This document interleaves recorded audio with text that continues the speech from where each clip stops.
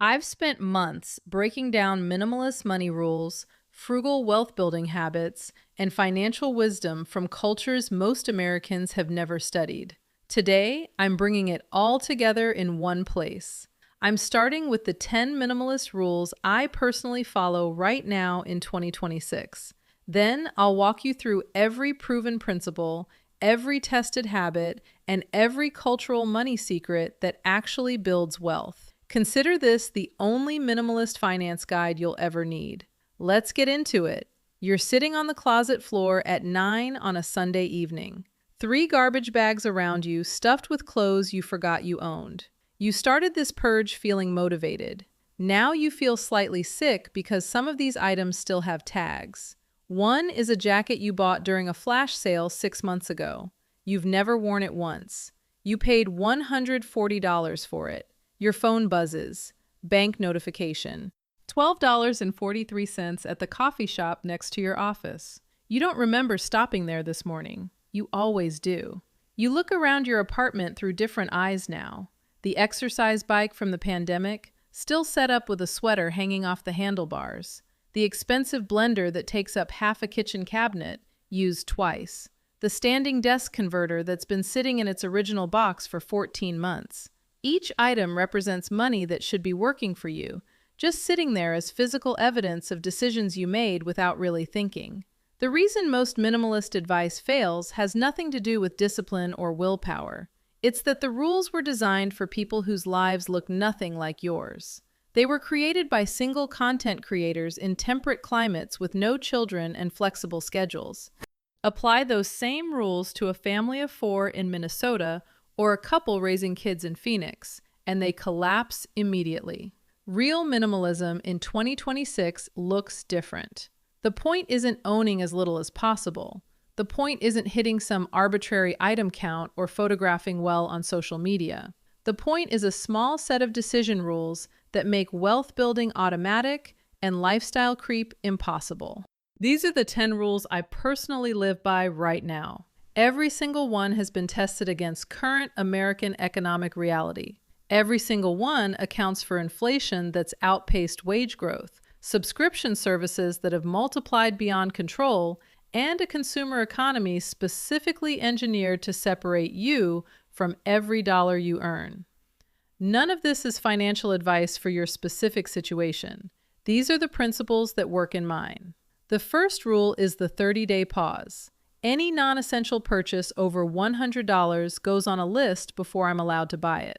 The list sits there untouched for 30 days. After 30 days, if I still want the item with the same intensity I felt when I added it, I'm allowed to make the purchase. Most of the time, that moment never comes. Let me introduce you to Tamara. She's a 37-year-old marketing director in Denver earning $110,000 annually. She started using this rule about 2 years ago after realizing she was spending somewhere around $400 a month on what she calls phantom purchases, things she bought, used briefly, and then completely forgot about within a few weeks. Tamara kept a running list in the Notes app on her phone. Over the first 90 days of using this rule, she added 43 items to the list. The cumulative value of those items came to about $3,200. After the 30-day waiting period elapsed for each one, she actually purchased only 7 items, totaling around $640. The math here is staggering. She prevented herself from spending roughly $2,560 on things she thought she desperately needed in the moment, but couldn't even remember 30 days later. Annualized, that's over $10,000 in avoided spending. Invested at 8% over 20 years, that single rule alone could grow to nearly $500,000. The psychology behind this rule is what makes it work. The retail industry has perfected the science of manufactured urgency. Limited time offers, flash sales, countdown timers, only 3 left in stock notifications. Every single one of those mechanisms exists for one reason: to prevent you from doing exactly what the 30-day pause forces you to do. Wait. When you wait, your brain processes the purchase rationally instead of emotionally. The dopamine hit of acquisition fades. The novelty wears off. You start asking questions like, where will this actually live in my home? And do I already own something that does this same thing? These questions are toxic to impulse spending, which is exactly why the marketing systems work so hard to prevent you from asking them in the first place. The rule also creates a psychological speed bump that captures behavioral data about yourself. You start noticing patterns. Maybe you add things to the list every Sunday evening after scrolling through social media. Maybe certain influencers consistently trigger your impulse purchases.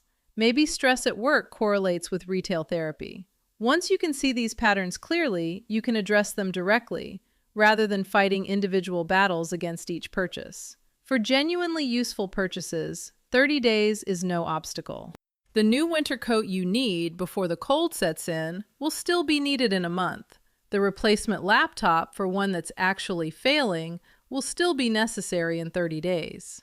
The rule doesn't prevent you from buying what you genuinely need.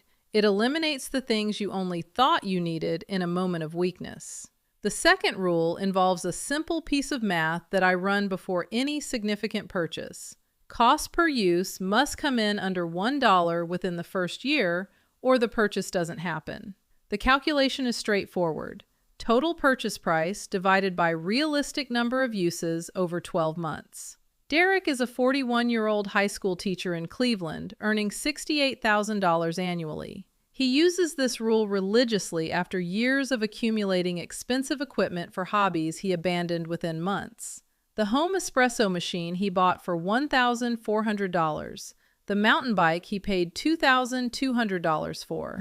The professional camera kit that set him back nearly $3,000. Each of those items got used a handful of times before joining what Derek calls his closet graveyard. When he started running the cost per use math, the picture became clear immediately. The espresso machine, used twice a week for 6 months before being abandoned, cost roughly $26 per cup of coffee. The bike, ridden 8 times total before being shoved into the garage, cost $275 per ride. The camera kit, used for 1 weekend trip and then forgotten, came out to about $1,500 per use. Compare that to purchases that actually passed the test. Derek bought a high-quality kitchen knife for $180. He uses it nearly every day, which puts the cost per use at about 50 cents in the first year and pennies per use over the lifetime of the knife. He bought a quality pair of running shoes for $160. Used 3 times a week, that's about $1 per use in year 1 and far less in subsequent years. The rule cuts through marketing in a way nothing else does. Marketing focuses on the emotional appeal of ownership. Cost per use focuses on the actual functional value the item will deliver. A $2,000 Peloton bike used every day for 2 years comes out to less than $3 per workout, which is a remarkable bargain. The same bike used twice and then abandoned comes out to $1,000 per workout, which is financial insanity. Be brutally honest when running this calculation. The version of you that exists right now is the one who will be using this item, not the aspirational version you imagine becoming after the purchase. If you've never reliably cooked complex meals, the elaborate cookware probably won't get used, regardless of how much you spend on it. If you've never maintained an exercise routine, the home gym equipment will not magically change that pattern. The other dimension of this rule involves understanding that some purchases get cheaper per use over time, while others get more expensive. A high-quality mattress used every night for a decade might come out to less than 15 cents per use over its lifetime. A formal dress worn once a year for special occasions might come out to $40 or $50 per use, which is fine if you actually wear it that often, but devastating if you only wear it twice in its lifetime. Run the math before you buy. Project realistic usage rather than aspirational usage. The number that comes out the other end will tell you whether the purchase makes sense or whether you're about to add another item to your own personal closet graveyard. Let me pause here for a moment because these first 2 rules might seem mechanical, almost clinical in the way they treat purchasing decisions. That's intentional. The entire consumer economy has been engineered to make spending decisions emotional rather than rational. The rules that work in your favor are the ones that reintroduce rationality at the exact moment when emotion would otherwise win. The third rule applies to anything that loses value the moment you take ownership. Cars, electronics, furniture, exercise equipment, tools, kitchen appliances. If it depreciates, I buy it used. New only happens for items that genuinely last longer when purchased new, or where safety implications make used purchases problematic. Look at the numbers on a new vehicle in 2026. The average new car payment hit $772 monthly, according to recent data from Edmunds. Over 20% of new car buyers now commit to monthly payments exceeding $1,000. Total U.S. auto loan debt has climbed past $1.5 trillion, with the average new vehicle losing roughly 20% of its value the moment it leaves the dealership lot. Janelle made the switch about 3 years ago. She's a 39-year-old nurse in Phoenix who'd been leasing luxury sedans for nearly a decade. Her monthly payments averaged around $650, with insurance running another $250 because of the vehicle category. After each lease ended, she'd return the car with nothing to show for years of payments and start the cycle over again. She switched to buying a 5-year-old Honda Accord with about 60,000 miles for $14,000 cash. The car was reliable, fully featured, and had already absorbed the steepest depreciation. She drove it for 4 years before selling it for $9,000, which means her actual transportation cost over those 4 years came to about $5,000 in depreciation plus maintenance. Compare that to her previous pattern. The luxury lease cost her about $10,800 annually in payments and insurance alone. Over 4 years, that's $43,200 with absolutely nothing to show at the end. Her new approach saved her roughly $38,000 over the same period. Invested at 7% over 20 years, that single change in transportation strategy could grow to nearly $150,000. The same logic applies across categories. Electronics depreciate rapidly. A 2-year-old MacBook costs about half what a new one costs and performs nearly identically for most users. Furniture from estate sales, marketplace listings, and consignment shops costs a fraction of new prices and often comes from higher quality construction than current retail offerings. Used exercise equipment from people who abandon their fitness goals can be acquired for 10 to 20 cents on the dollar. Research on actual millionaire spending patterns confirms this approach. According to Thomas Stanley's foundational research, the median price millionaires pay for a vehicle is around $31,000. The top brands among millionaires aren't European luxury makes. They're Toyota, Honda, and Ford. Experian Automotive found that 61% of people earning over $250,000 annually drive Japanese or American mainstream vehicles. The people who can afford luxury new often choose not to buy it because they understand what it actually costs. The pushback I hear most often is about reliability. The assumption that used vehicles bring constant repair problems. Modern vehicles from reputable manufacturers routinely run 200,000 miles or more with basic maintenance. A 5-year-old Toyota Camry with 70,000 miles is statistically more reliable than a brand new vehicle from a less established brand. Reliability comes from manufacturer quality and basic maintenance, not from purchase date. The fourth rule addresses what might be the most insidious wealth drain of the modern economy: subscriptions. Every 3 months, I conduct what I call a subscription autopsy. Every recurring charge gets identified. Every service gets evaluated. Anything that hasn't been actively used in the past 60 days gets canceled immediately. The scale of this problem is enormous and getting worse.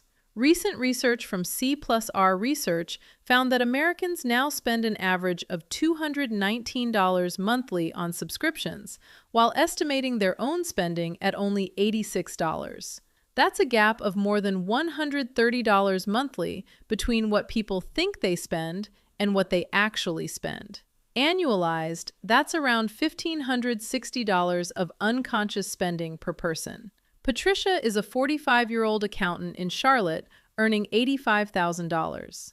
When she did her first subscription autopsy 2 years ago, she identified 23 active recurring charges totaling $342 per month. Streaming services she'd forgotten she had, a gym membership from when she briefly tried CrossFit, 3 different meditation apps, a premium dating app she'd stopped using after meeting her partner, 2 language learning subscriptions she'd abandoned after a week each.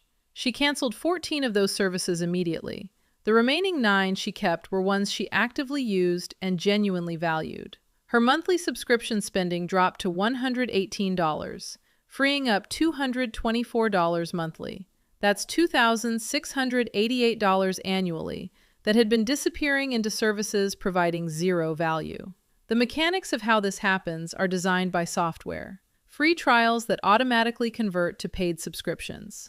Cancellation processes that require phone calls when sign-up required only a single click. Price increases announced in emails that nobody reads. Annual renewals that happen before you've thought about whether you still want the service. Every step has been optimized to maximize the chance that you keep paying for things you've forgotten you have. The autopsy works because it's systematic. Every quarter, I open my credit card statement and bank account and look at every recurring charge. Anything I can't immediately justify gets evaluated. The test is simple. Have I used this service meaningfully in the past 60 days? If yes, it stays. If no, it gets canceled today. Not later, not next week, today. The savings compound in ways most people don't appreciate. $200 monthly redirected to investments at 8% over 25 years grows to approximately $190,000. The streaming services and apps you forgot you had cost more than you realize because every dollar spent on them is a dollar that can't compound into your future. The opportunity cost dwarfs the actual subscription fees. Set a recurring calendar reminder for the first weekend of January, April, July, and October. Block out an hour. Open your statements. Hunt down every recurring charge. Cancel without mercy anything you don't actively use. This rule alone, executed faithfully for a decade, can mean the difference between retiring comfortably and retiring stressed. The 5th rule addresses something that hides in plain sight in nearly every American home: function duplicates. Items that perform the same job as something you already own. The rule is straightforward. One primary item per function in your life. If I'm acquiring something new that performs a function I already cover with an existing item, the existing item leaves before the new one enters. This is different from rigid one-in, one-out rules that force removals just to satisfy a formula. The point here is preventing accumulation of items that overlap in purpose. If your household genuinely needs 4 bath towels because 4 people live there, 4 towels is correct. But 4 blenders for one person who blends smoothies twice a week is duplicate accumulation. Andre is a 43-year-old engineer in Seattle. When he applied this rule to his kitchen about 18 months ago, he counted 17 appliances that essentially overlapped in function. He had a stand mixer, a hand mixer, a food processor with a mixing attachment, a high-powered blender with a mixing function, and an immersion blender, all of which could mix things. He'd accumulated them over a decade of cooking enthusiasm, without ever consolidating. When he applied the one-function rule, he kept the stand mixer and the immersion blender, which together covered everything he actually did. The other 3 appliances got sold at a yard sale for about $340. Beyond the money recovered, he freed up significant kitchen counter and cabinet space. The cognitive load of managing all those appliances disappeared.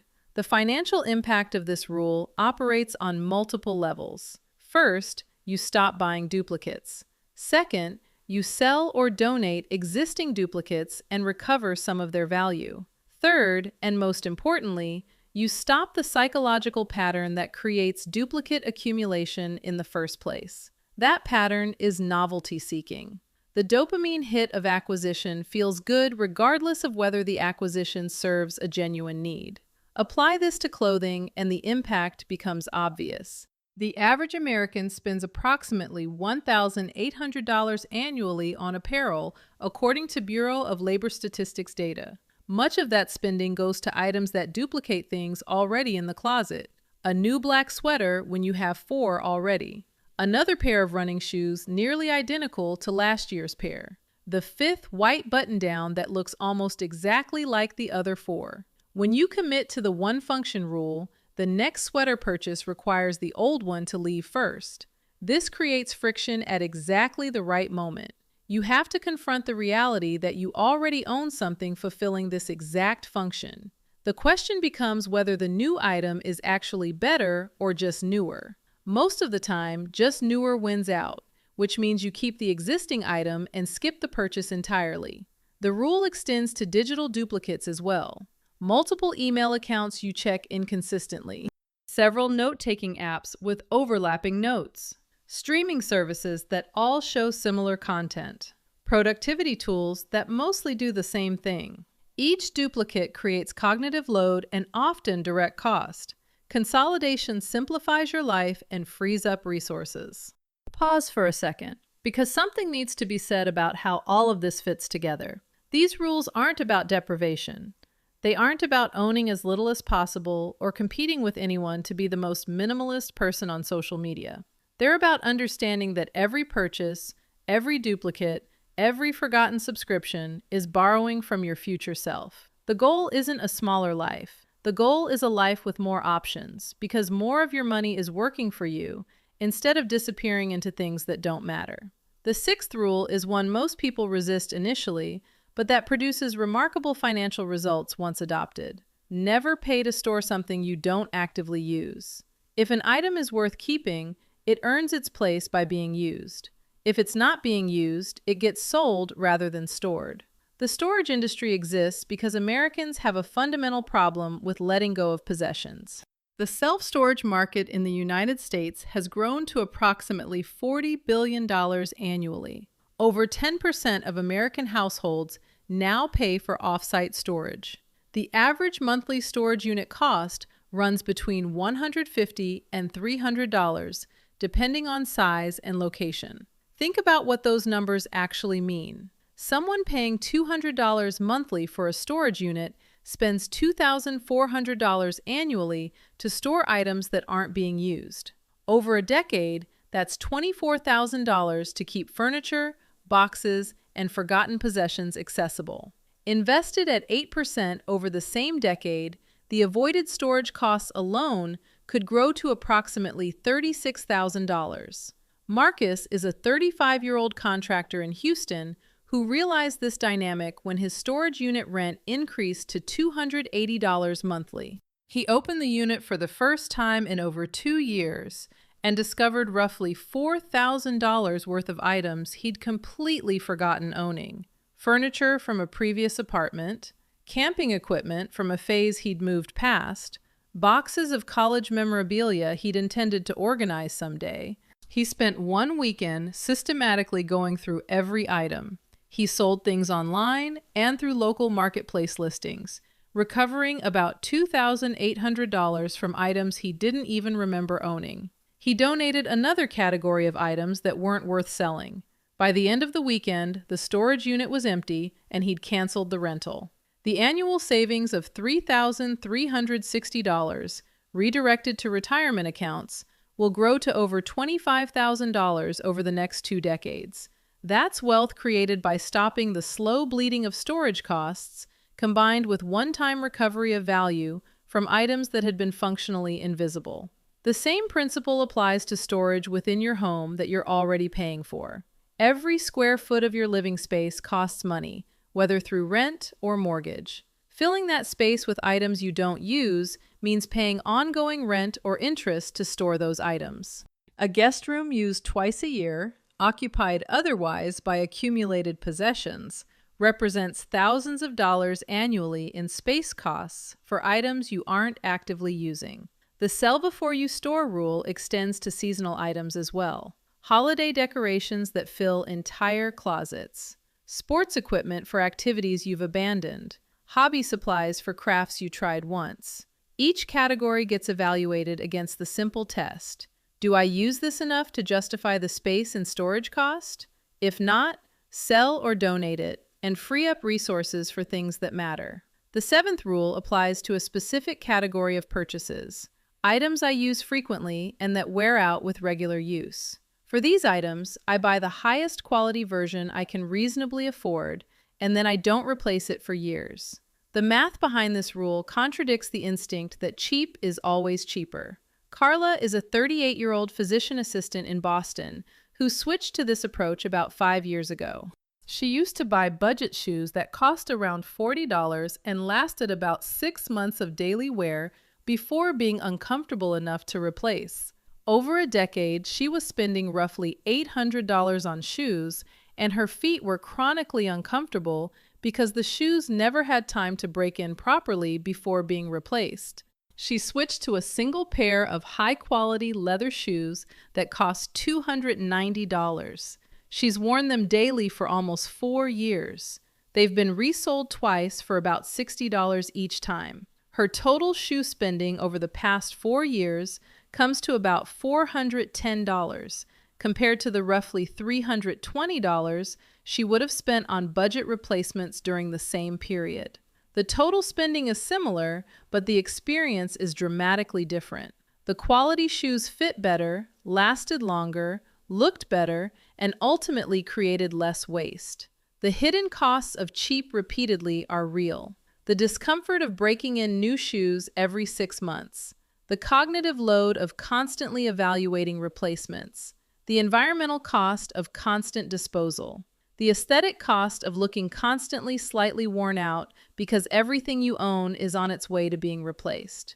This rule applies most powerfully to items used daily or near daily.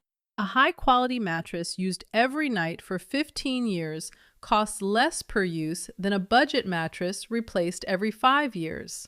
A well-made winter coat worn through 10 winters costs less than 3 cheap coats replaced over the same period. Quality kitchen knives used daily for 2 decades cost a fraction per use of the cheap knives that need to be replaced or sharpened constantly. The principle has limits. For items used infrequently or for purposes where quality differences don't significantly affect performance, cheap is appropriate. A formal dress worn twice a year doesn't need to be expensive. A tool used once a year doesn't justify professional-grade pricing. The rule applies to high-use items where the durability and performance differences justify the price premium. Apply this rule to the items you actually use every single day. Footwear, bedding, basic clothing categories you wear weekly, kitchen tools you use daily, your work bag if you commute. The categories where quality matters are the ones where you'll interact with the item thousands of times over its lifetime. Spreading higher initial cost across many uses produces lower cost per use than repeatedly buying cheap alternatives that fail quickly. The trap to avoid is buying expensive items for categories you don't use heavily. The expensive watch that sits in a drawer most of the time. The luxury luggage used twice a year. The premium kitchen appliance for a cooking method you rarely employ. For these categories, the cheap option produces lower cost per use because you're not interacting with the item frequently enough to benefit from quality differences. The eighth rule addresses the single most important moment in your financial life, the moment your income increases. Every raise, every bonus, every additional income stream gets split automatically before it hits my checking account. 50% goes to investments, 25% goes to savings, 25% is available for lifestyle.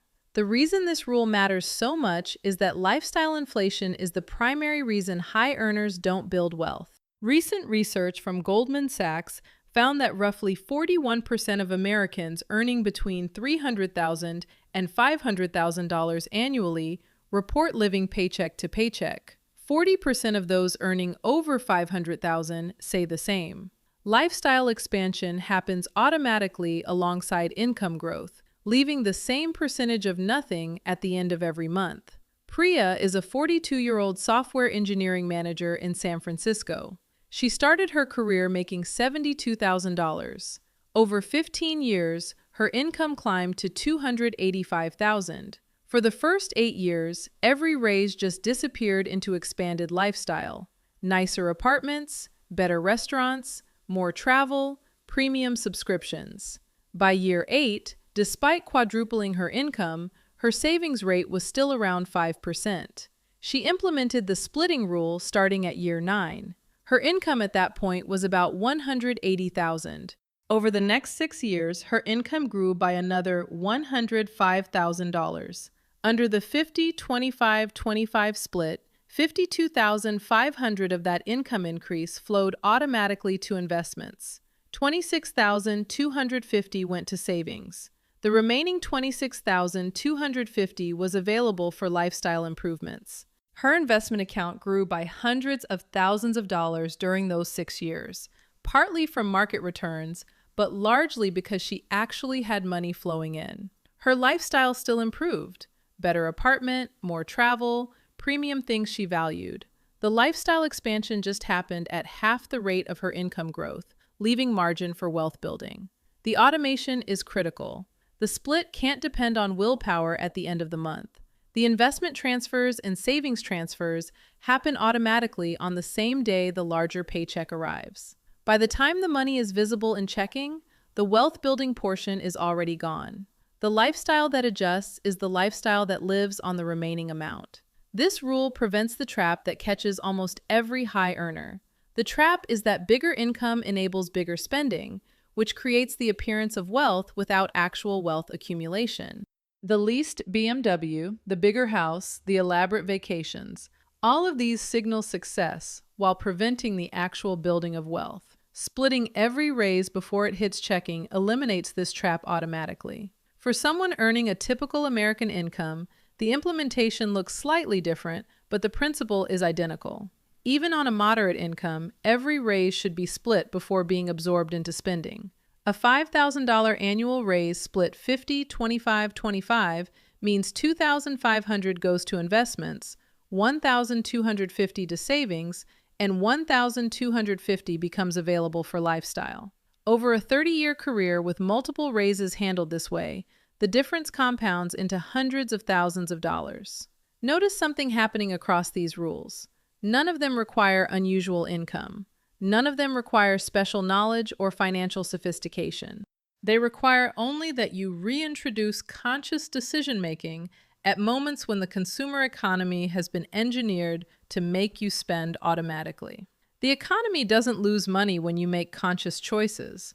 It loses access to you, which is exactly why it works so hard to keep your decisions unconscious. The 9th rule operates once a year and has the power to transform your relationship with everything you own. The annual replacement test. Walk through your home category by category and ask one question about every meaningful item. If this disappeared tomorrow, would I spend money to replace it? This question is structurally different from time-based rules like, haven't used in 6 months, get rid of it. The replacement test handles seasonal items correctly because you'd absolutely replace your winter coat if it disappeared, even in July. It handles occasional items correctly because you'd replace the formal suit you wear twice a year. It catches items that exist in your life purely through accumulated familiarity rather than genuine value. Gina is a 44-year-old project manager in Atlanta who applied this test for the first time last year. She went through her home over the course of 2 weeks, examining every category systematically: clothing, kitchen items, decorative objects, electronics, books, exercise equipment, hobby supplies. For each significant item, she asked the replacement question honestly. The answers shocked her. Roughly 60% of what she owned failed the test. She wouldn't spend money to replace these items if they disappeared. They existed in her life through accumulated inertia rather than conscious value. The fondue set she'd never used. The decorative pieces she'd bought during impulsive moments. The clothes from previous phases of her life. The exercise equipment from goals she'd abandoned. She systematically removed items that failed the test, either through sales, donations, or disposal. The financial impact alone was substantial. She recovered about $3,400 from sales of higher value items. Equally important was what happened to her relationship with her remaining possessions. Everything that remained had passed an active test of value. She wanted these things in her life consciously rather than by default. The test also changes future purchases. Once you've experienced the discomfort of eliminating items that failed the replacement test, you become more careful about acquiring items that might fail it later. The friction at the front end prevents accumulation at the back end. You start asking the replacement question before purchasing rather than only when auditing what you already own. The annual timing prevents this from becoming a constant background activity. Once a year is frequent enough to catch accumulation before it becomes overwhelming, and rare enough that it doesn't dominate your mental life. Set a specific weekend each year. Block the time. Walk through your home with intention. Ask the question. Act on the answers. The cumulative effect over a decade is remarkable. Each annual audit removes the items that have stopped serving you and reinforces the habit of conscious acquisition. The accumulated wealth from items recovered through sales adds up. The avoided purchases from improved discipline compound even more significantly. The space and mental clarity from a home full of items you've actively chosen creates daily quality of life improvements that money alone can't buy. Don't expect to feel comfortable during this process. It feels strange to acknowledge that significant portions of your possessions don't actually matter to you. That discomfort is the point. The system has trained you to feel guilty about removing things, to assume you might need them someday, to convince yourself that the money spent on them is somehow recovered by continued ownership. None of those assumptions survive honest examination. The 10th rule is the most philosophical and ultimately the most important. Define what enough looks like in writing before your income reaches the level where excess becomes possible. Specific numbers, specific lifestyle parameters, specific limits across categories. This rule exists because the human tendency toward expanding desire is essentially infinite. Whatever you have, you can imagine having more. Whatever you earn, you can imagine spending. The Charles Schwab Modern Wealth Survey found that Americans believe they need approximately $2,300,000 to be considered wealthy. They believe they need $839,000 to feel financially comfortable. The numbers keep climbing every year, regardless of actual financial circumstances. Someone who never defines enough in advance will keep moving the goalpost forever. They'll reach an income level they would have considered wealthy a decade earlier and find it inadequate. They'll achieve a net worth that would have astonished their younger self and feel behind. The expansion of desire outpaces any conceivable income growth. The defense is to define enough specifically and in writing before excess becomes available. What kind of home would actually serve your life? Not the biggest home you could afford. The right home for your actual needs. What kind of vehicle meets your transportation needs? Not the most prestigious vehicle in your price range. The right vehicle for what you actually do. What does enough look like in clothing, dining, travel, entertainment, and every other lifestyle category? Write these definitions down when your income is still building toward them. Refer to them when you eventually have the resources to exceed them. The written definition serves as a counterweight to the constant social and marketing pressure to expand consumption. Tamara, the marketing director from Denver, mentioned at the start of this video, wrote her enough definitions about 7 years ago when she was earning $70,000 annually. Her definitions included a specific home size and location, a vehicle category, an annual travel budget, a clothing budget, and dining limits. Her income has since grown to $110,000. Most of the income growth has flowed to investments and savings because her lifestyle remained anchored to her written definitions. If she hadn't written those definitions in advance, the income growth would have been absorbed automatically into expanded consumption. The bigger house she could now afford, the newer vehicle, the more elaborate travel. Each individual upgrade would have felt reasonable. Cumulatively, they would have consumed the entire income increase. The rule isn't about deprivation or denial of pleasure. It's about consciously choosing what actually improves your life versus what just inflates your lifestyle. Some things genuinely make life better. Other things just signal status or fill emotional voids. The written definitions force you to identify which is which before the resources to pursue everything become available. Defining enough also creates the psychological condition that almost nobody achieves: sufficiency. The feeling that what you have meets your needs and serves your life. Without this definition, sufficiency is impossible because the goal keeps moving. With this definition, sufficiency becomes available regardless of income level. These 10 rules have specific applications depending on where you currently stand financially. If you're in your 20s or early 30s, implement the 30-day pause and the cost per use threshold first. These 2 rules alone, applied consistently from early adulthood, will prevent the accumulation that traps so many people by their 40s. Build the habits before lifestyle inflation has a chance to take hold. If you're in your 30s or 40s with significant accumulation already in place, start with the quarterly subscription autopsy and the annual replacement test. These rules address what's already accumulated and free up resources that are currently being consumed by things you don't actively value. The immediate financial impact will be visible within a single quarter.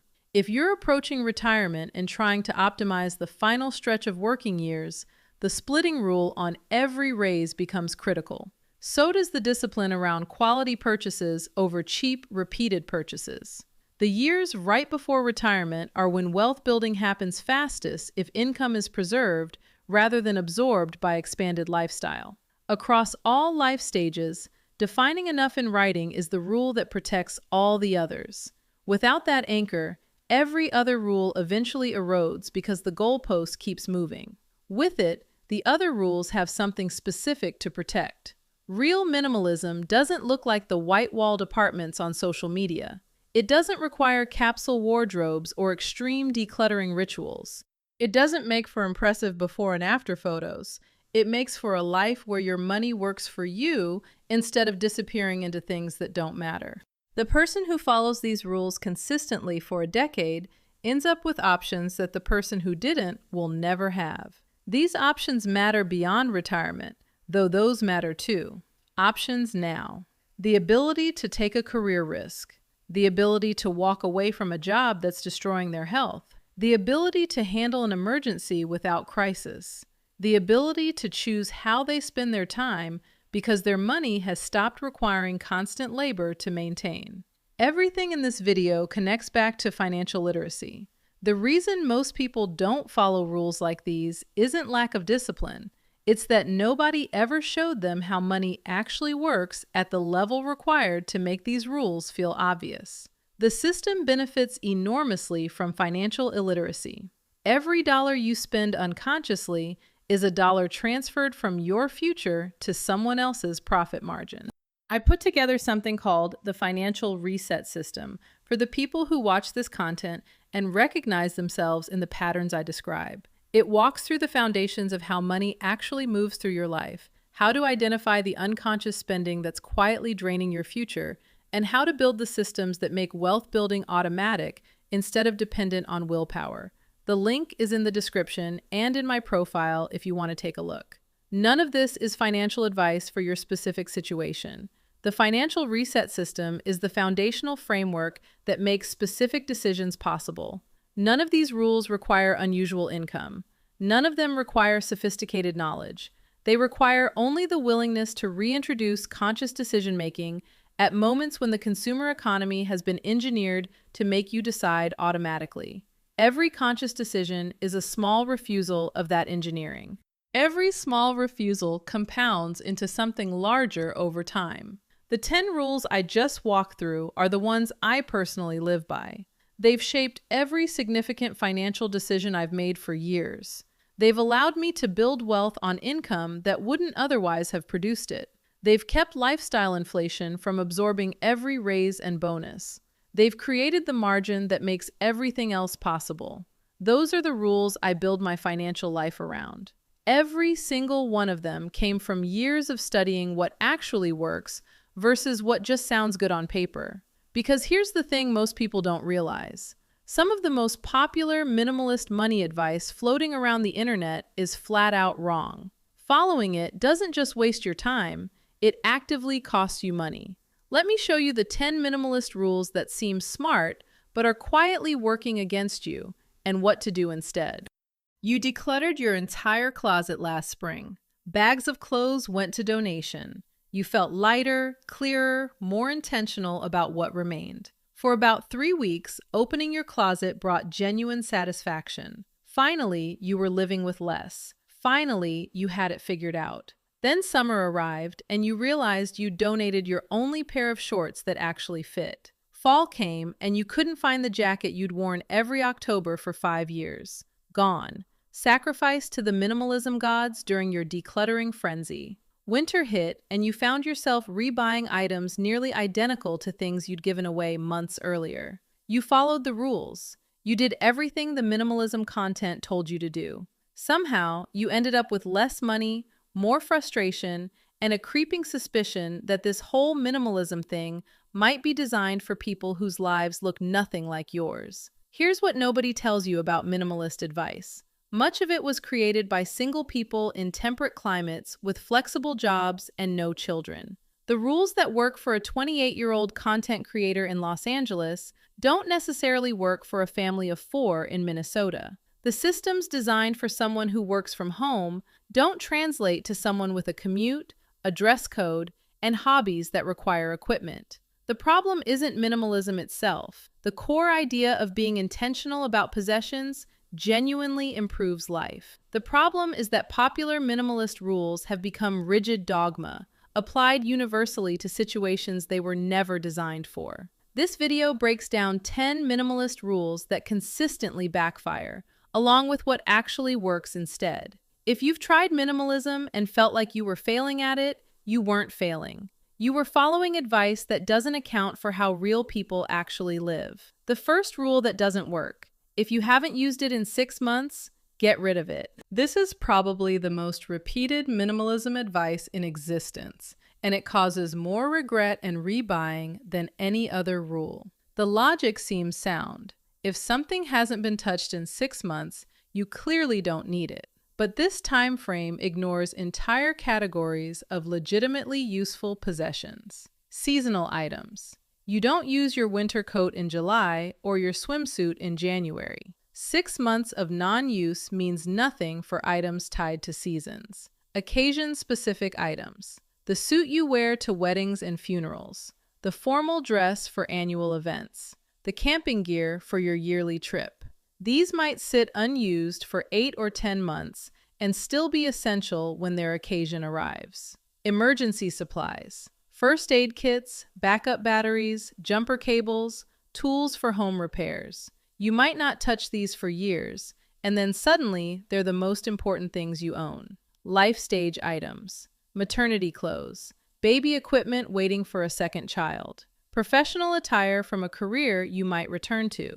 6 months of unemployment doesn't mean you'll never work in that field again. The rebuying problem is real. I've watched people donate winter boots in August only to buy new winter boots in November. The original boots were fine, perfectly broken in, comfortable, years of life left. The new boots cost money, required breaking in, and weren't as good as what was discarded. What works instead? Evaluate items based on their purpose and realistic future use rather than arbitrary timeframes. Ask yourself, when would I realistically need this? Is that scenario likely? Could I easily replace this if the scenario arose? For genuinely unnecessary items, 6 months might be too long a grace period. For seasonal or occasional items, 6 months is absurdly short. Match your evaluation time frame to the actual nature of the item. The second rule that doesn't work: your wardrobe should contain exactly 33 items. The capsule wardrobe movement popularized specific numbers: 33 items, 25 items, some number that sounds impressively small and fits nicely into a headline.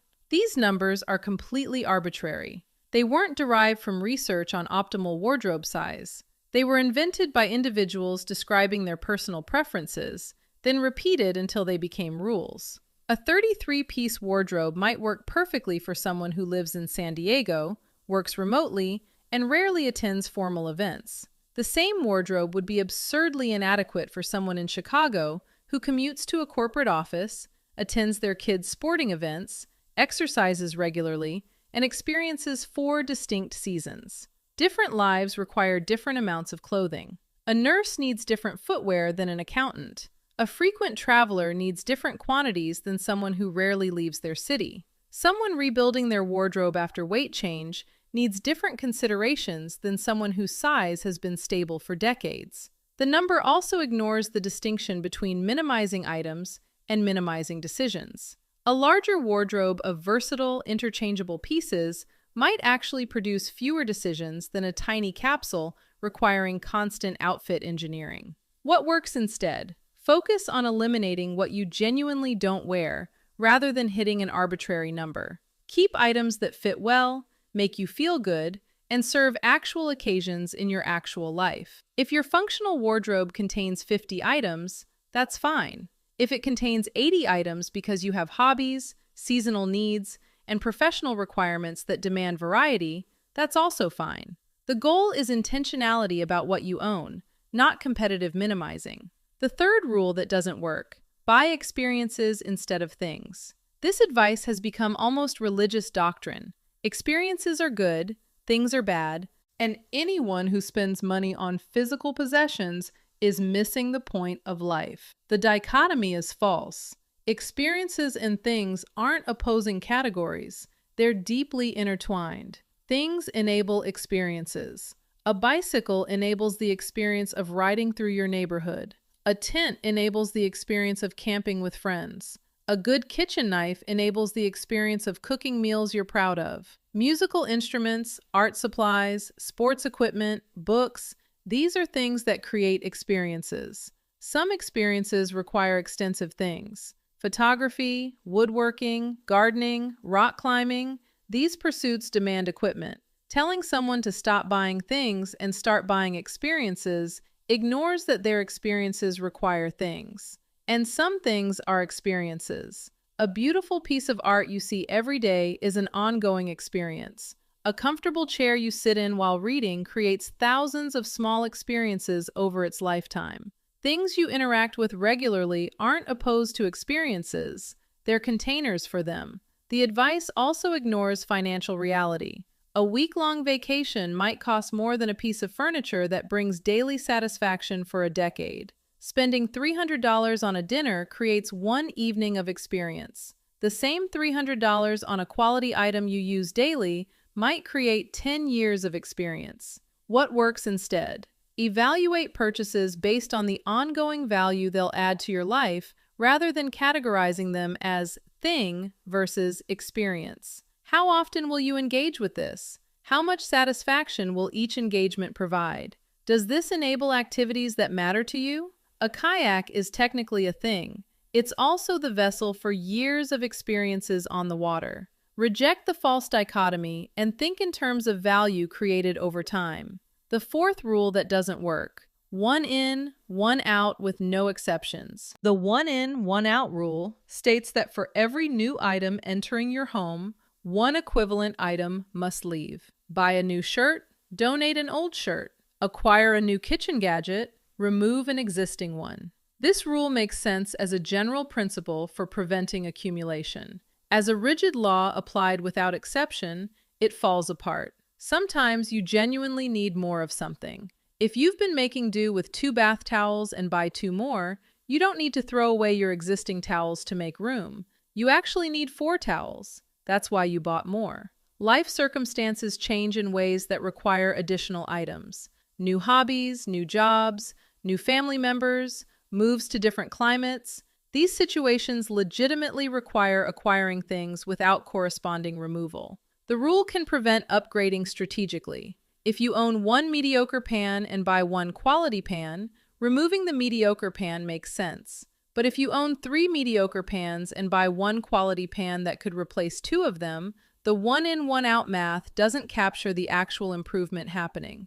It also creates strange incentives. People following this rule rigidly sometimes throw away perfectly good items just to create permission to acquire something new. The environmental and financial waste of this approach undermines the whole point of mindful consumption. What works instead? Apply the one in, one out principle flexibly as a check against mindless accumulation rather than a rigid law. Before acquiring something new, ask whether you have space for it physically and mentally. Ask whether something existing could leave to make room. But don't force removals that don't make sense just to satisfy a formula. The goal is thoughtful curation of your possessions over time, not strict mathematical compliance with arbitrary rules. The fifth rule that doesn't work: keep only what sparks joy. Marie Kondo's spark joy concept resonated with millions because it introduced emotional consideration into decluttering decisions. The problem comes when spark joy becomes the only criterion. Utility matters too. Your toilet brush doesn't spark joy. Neither does your plunger, your tax documents, your first aid kit, or your snow shovel. These items exist because they serve necessary functions, rather than because handling them produces delight. The spark joy test works beautifully for discretionary items: clothes you wear by choice, decorations, books, personal items. It fails completely for functional necessities. It also fails for things you haven't connected with yet. New items rarely spark the same joy as items you've built history with. A book you haven't read doesn't spark the joy of a book you loved. A tool you haven't mastered doesn't spark the joy of a tool that's become an extension of your hand. Spark joy as a test would eliminate anything new. And joy itself is complicated. Some items don't spark joy in the moment, but enable future joy. Workout equipment might not spark joy at 6 a.m., but it enables the joy of fitness and health. Art supplies might not spark joy while sitting unused, but they spark joy when creative inspiration strikes. What works instead? Evaluate items on multiple dimensions. Does it spark joy? Is it useful? Is it necessary? Does it enable activities I value? Would I miss it if it were gone? An item can stay if it satisfies any of these criteria meaningfully. It should go only if it fails all of them. The spark joy test is one valuable question among several, not the only question that matters. The sixth rule that doesn't work: declutter everything in one massive weekend purge.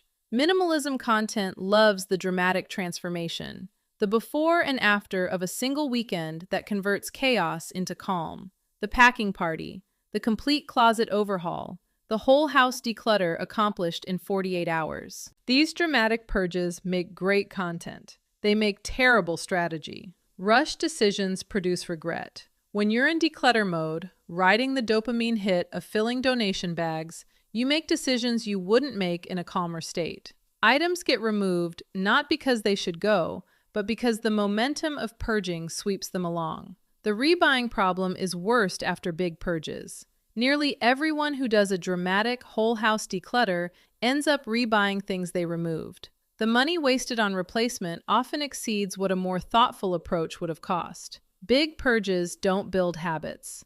A weekend transformation is an event, not a practice. When it's over, you haven't learned anything sustainable. New items accumulate, and a year later, you need another dramatic purge because the underlying patterns haven't changed. They're also exhausting in ways that create negative associations. When decluttering feels like a grueling marathon, you avoid doing it. The task becomes something you dread rather than a routine maintenance activity. What works instead? Declutter in small, regular sessions rather than dramatic events. 15 minutes weekly produces better results than 8 hours once a year. Start with easy areas: that junk drawer, the bathroom cabinet, a single shelf. Build the habit of examining possessions thoughtfully. Over months, the small sessions add up to comprehensive decluttering without the mistakes of rushed decisions. This approach also catches accumulation early. Instead of letting things pile up until they require dramatic intervention, you're continuously curating in real time.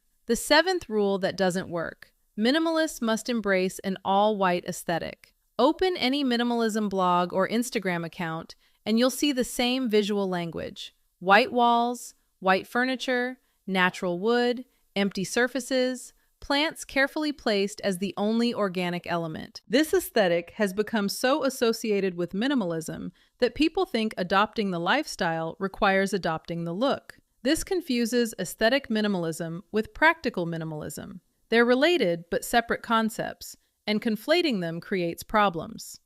All white spaces require constant maintenance. White shows every mark, stain, and speck of dust. Keeping the minimalist aesthetic pristine is itself a time-consuming, unminimalist task. Many people who adopt this look end up spending more time cleaning than they did before. The aesthetic actively conflicts with some lives. Families with young children cannot maintain white surfaces. People with messy hobbies cannot maintain empty workspaces. Pet owners cannot maintain pristine floors. The lifestyle itself prevents the aesthetic from working. It can also feel cold and unwelcoming. Homes need personality to feel like homes. Removing all color, all texture, all visual interest in pursuit of minimalist aesthetics can create spaces that look beautiful in photos, but feel sterile to inhabit. What works instead? Separate the question of how much you own from the question of how your space looks. You can own relatively few things while still having color, texture, pattern, and personality in your home. You can practice minimalism in a maximalist decorated space. Focus on whether your possessions serve you functionally and emotionally rather than whether your space photographs well. The goal is a life that works for you, not a life that impresses strangers on the internet. The 8th rule that doesn't work. Minimalism means never buying anything on sale. This advice comes from a reasonable place. Sales manipulate us into buying things we don't need just because the price is reduced. But the pendulum has swung too far into an absolute prohibition that ignores reality. Sales on things you genuinely need save money. If you need new running shoes and find quality running shoes at 30% off, you're not being manipulated, you're being strategic. Waiting for sales on planned purchases is good financial management, not anti-minimalist behavior. Bulk buying on sale reduces trips, packaging, and cost per use. Stocking up on household essentials when prices drop is more sustainable and more affordable than buying small quantities at full price repeatedly. The never buy on sale rule can actually backfire into paying more. If you need something and refuse to buy it on sale because sales are manipulative, you end up paying full price for the same item.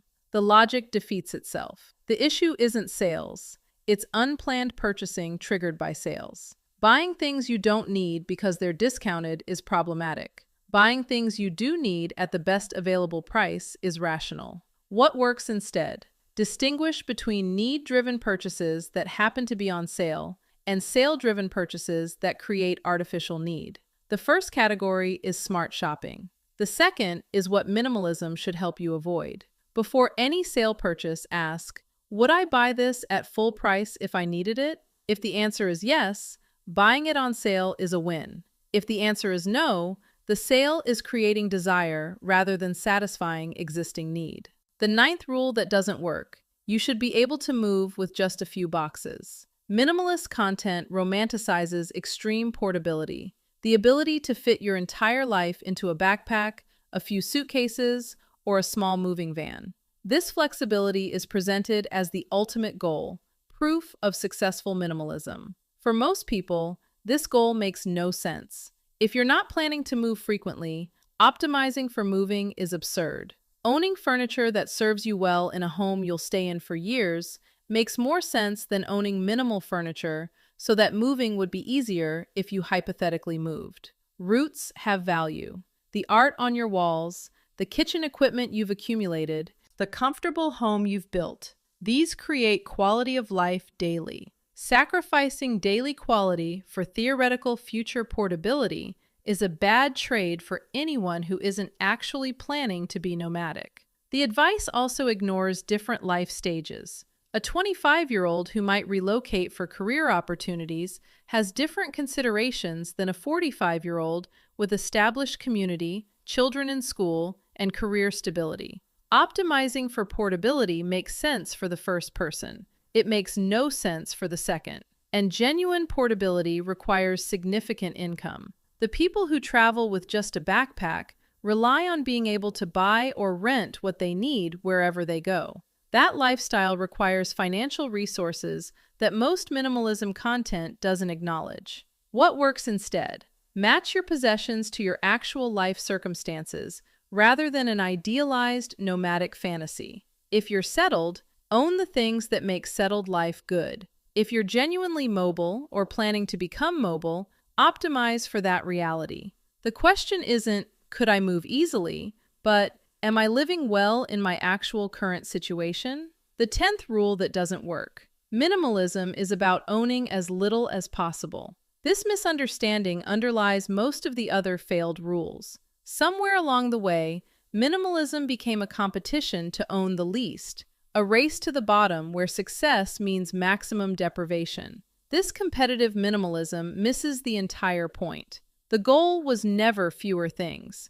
The goal was better life. Minimalism arose as a response to consumerism that made people stressed, cluttered, and constantly wanting more. The intention was removing what detracts from well-being so that what remains serves you better. But obsessing over owning less can create its own stress. Constantly evaluating possessions, feeling guilty about items that don't meet arbitrary minimalist standards, rebuying things you eliminated too hastily, these experiences degrade quality of life rather than improving it. The optimal number of possessions varies enormously between individuals.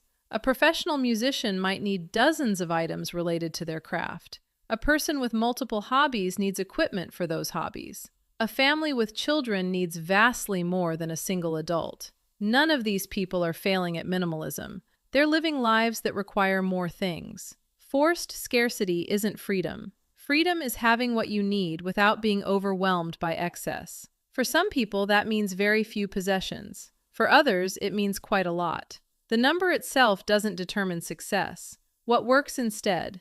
Reframe minimalism as sufficiency rather than scarcity. The question isn't, how little can I own? But, do I have what I need without being burdened by excess? This framing allows for individual variation. It acknowledges that different lives require different resources. It focuses on the purpose of minimalism, a life that works well, rather than fetishizing the method of owning less. These 10 rules fail because they prioritize ideology over practicality. Real minimalism isn't a set of rigid rules to follow. It's a framework for asking better questions about your possessions and consumption. Questions like, does this serve me? Does it add value? Would I notice if it were gone? Am I keeping this out of guilt or obligation rather than genuine usefulness? The answers to these questions vary by person, by season, by life stage, by circumstance. Rigid rules can't capture that variation. Only thoughtful individual evaluation can. Here's what actually works. A mindset of continuous, gentle curation rather than dramatic intervention. Regular, small evaluations rather than annual purges. Flexibility to adapt as your life changes. Permission to own what you need without guilt or justification. This approach doesn't make good content. It doesn't produce dramatic before and after photos. You can't summarize it in a catchy rule, but it actually improves life, which is supposed to be the point. The people I know who successfully simplified their lives didn't follow rules religiously. They developed judgment about what serves them and what doesn't. They learned to recognize the difference between genuinely useful possessions and accumulation that creates burden. That judgment can't be reduced to a formula like 6 months or 33 items. Keeping track of everything you own and whether each item serves you is genuinely difficult. These simplistic rules attempt to shortcut that difficulty, but shortcuts that produce regret aren't actually shortcuts. The slower path of developing real discernment saves more time in the end by eliminating the cycle of purging and rebuying. Everything in this video is financial literacy applied to physical possessions. The connection might not be obvious, but how you manage stuff and how you manage money are deeply related. Both require distinguishing between genuine needs and manufactured wants. Both require understanding true cost, not just purchase price, but ongoing costs of ownership. Both benefit from systems that make good decisions automatic rather than requiring constant willpower. The person who understands cost per use when evaluating purchases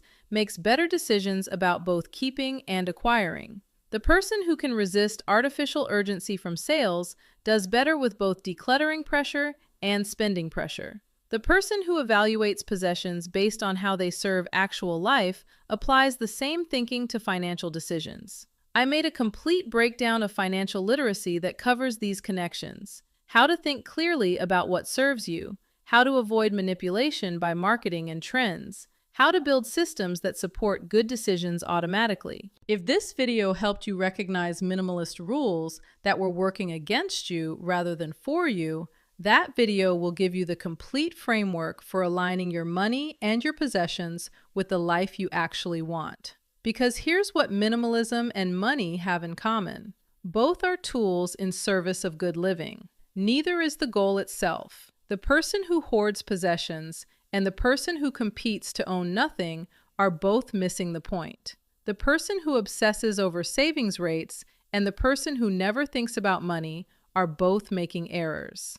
The goal is enough. Enough money, enough stuff, enough security, without letting the pursuit of more consume the life it was supposed to enable. Most people who try minimalism eventually abandon it because the rules feel impossible. They conclude that minimalism isn't for them.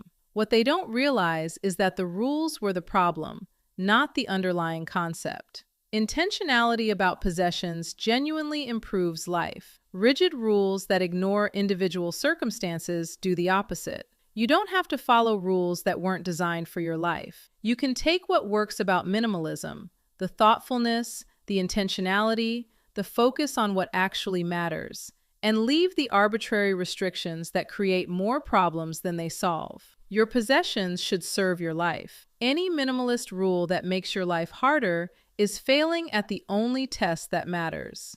Now you know which rules to ignore. What you do with that freedom is up to you. Now you know which rules to ignore. The question becomes what to replace them with.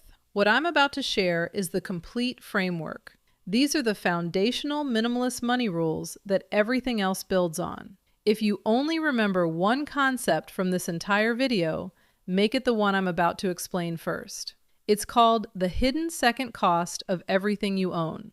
Once you understand it, you'll never look at a purchase the same way again. I want you to picture two apartments. Same city, same neighborhood, similar rent. The first apartment belongs to someone earning $95,000 per year. Walk inside and you'll find a 75-inch television mounted on the wall, a leather sectional that cost $4,000, a kitchen full of appliances, most still in their original boxes, closets overflowing with clothes, many with tags still attached, a spare bedroom converted into storage for items that haven't been touched in years. This person checks their bank account with a knot in their stomach. They're 2 missed paychecks away from crisis. The second apartment belongs to someone earning $52,000 per year. Walk inside and you'll notice space, a modest couch, a reasonably sized television, a kitchen with exactly the tools that get used regularly, a closet with clothes that actually get worn. The spare bedroom is actually a bedroom. This person checks their bank account with calm confidence. They have 18 months of expenses saved and invest 20% of every paycheck. Same neighborhood. The person earning almost half as much has nearly 10 times the financial security. This isn't a story about income. It's a story about the hidden relationship between stuff and money that most people never understand. The first person isn't bad with money in any obvious way. They don't gamble, they don't have expensive addictions. They just gradually accumulated a lifestyle that requires every dollar they earn to maintain. The second person discovered something that changed everything. They learned that owning less doesn't mean living worse. It means living deliberately. And deliberate living creates financial margin that most high earners never experience. Today, I'm going to walk you through the minimalist money rules that separate people who always have money from people who never do, regardless of income. These aren't about deprivation. They're about understanding that every object you own has ongoing costs you've probably never calculated. Let me start with a concept that will reframe how you think about every purchase you make for the rest of your life. Everything you own costs money twice. The first cost is obvious. It's the purchase price, the number on the receipt. But there's a second cost that most people completely ignore, and it's often larger than the first. The second cost includes storage, maintenance, mental energy, and opportunity cost. That treadmill you bought requires space in your home. Space costs money. roughly $30 to $50 per square foot annually in most urban areas. A treadmill takes up about 20 square feet when you account for clearance space. That's $600 to $1,000 per year in implicit rent you're paying to store exercise equipment that probably hangs clothes most days. The second cost also includes maintenance and upkeep. That boat sitting in your driveway needs winterization, cleaning, registration, insurance, and occasional repairs. The industry rule of thumb suggests annual maintenance costs run about 10% of the boat's value. A $30,000 boat costs $3,000 per year just to own, even if you never take it on the water. I am not done yet. The second cost includes mental energy too. Every item you own occupies a small slice of your attention. It needs to be cleaned, organized, maintained, insured, worried about, and eventually disposed of. Researchers have found that visual clutter increases cortisol levels and reduces the brain's ability to focus. Your stuff is literally stressing you out in ways you can't consciously perceive. Nope, not over yet. The second cost includes opportunity cost. Every dollar locked up in possessions is a dollar not invested. That $15,000 home gym equipment setup could have been $15,000 in index funds, growing to $50,000 or more over 15 years. You didn't just buy a home gym. You bought a home gym instead of future financial freedom. When you add up these hidden costs, many possessions cost more to own than they cost to buy. The purchase price is just the entry fee. The ongoing costs continue for as long as you possess the item. Minimalists understand this intuitively. They're not avoiding possessions because they hate nice things. They're avoiding possessions because they've calculated the true cost and decided most things aren't worth it. This leads to the first rule that minimalists follow religiously. Rule 1. Calculate cost per use before any purchase. Before buying anything, estimate how many times you'll realistically use it. Divide the total cost by that number. This gives you the cost per use, which is the only honest measure of value. A $200 jacket worn twice costs $100 per wear. A $400 jacket worn 200 times costs $2 per wear. The expensive jacket is actually cheaper in any meaningful sense. This calculation destroys most impulse purchases immediately. That $300 kitchen gadget you'll use twice a year costs $150 per use over the first year. That's an obscenely expensive way to accomplish whatever task it performs. Meanwhile, a $30 tool you use weekly costs less than 60 cents per use over the first year. Cost per use also reveals which purchases are genuinely worthwhile. A $2,000 mattress used every night for 10 years costs about 55 cents per use. That's extraordinary value for something affecting your health and energy every single day. A $1,500 espresso machine used daily for 5 years costs less than $1 per use, likely saving money compared to coffee shop visits. The math cuts through marketing, emotion, and social pressure. It reveals what actually makes financial sense versus what just feels appealing in the moment. Rule 2. Apply the replacement test to everything you already own. Walk through your home and look at each item you possess. Ask yourself a simple question. If this item disappeared today, would I spend money to replace it? Be honest. Would you actually go buy another fondue set? Would you replace that bread maker collecting dust in the cabinet? Would you repurchase those clothes you haven't worn in 18 months? For most items, the honest answer is no. You would not replace them. They exist in your life through inertia, not intention. They were impulse purchases, gifts you felt obligated to keep, or remnants of past hobbies and phases you've moved beyond. These items have negative value. They cost you space, mental energy, and maintenance without providing corresponding benefit. Every hour spent organizing, cleaning around, or thinking about items you wouldn't replace is an hour stolen from activities that actually matter. Minimalists ruthlessly eliminate items that fail the replacement test. They sell what has value, donate what someone else could use, and discard what serves nobody. The process feels uncomfortable initially, and then liberating once complete. The psychological weight of owning things you don't want or need is substantial. Removing that weight creates mental space that's difficult to describe, but immediately noticeable. Rooms feel larger. Decisions feel simpler. Cleaning takes half the time. You know where everything is because everything remaining has a purpose. Rule 3. Never upgrade out of boredom. There's a pattern I see constantly among people who earn good incomes but have nothing to show for it. They upgrade perfectly functional items simply because they're bored with them or because newer versions exist. Their television works perfectly, but the new model has slightly better contrast. Their phone operates flawlessly, but the new release has a marginally improved camera. Their car runs reliably, but the New Year's model has updated styling. Their furniture serves its purpose, but they've grown tired of looking at it. These upgrades feel like improvements. They're actually wealth destruction disguised as progress. Minimalists maintain a strict policy: never replace something that functions properly. The phone that makes calls, sends messages, and runs apps does not need replacement because a newer phone exists. The car that reliably transports you does not need replacement because the neighbor bought something shinier. This policy saves enormous sums over a lifetime. The average American replaces their phone every 2 to 3 years, often while the previous phone works perfectly. Over 30 years, this pattern costs $30,000 to $50,000 in unnecessary purchases. Applied across all categories where upgrade culture operates, the lifetime waste easily exceeds $200,000.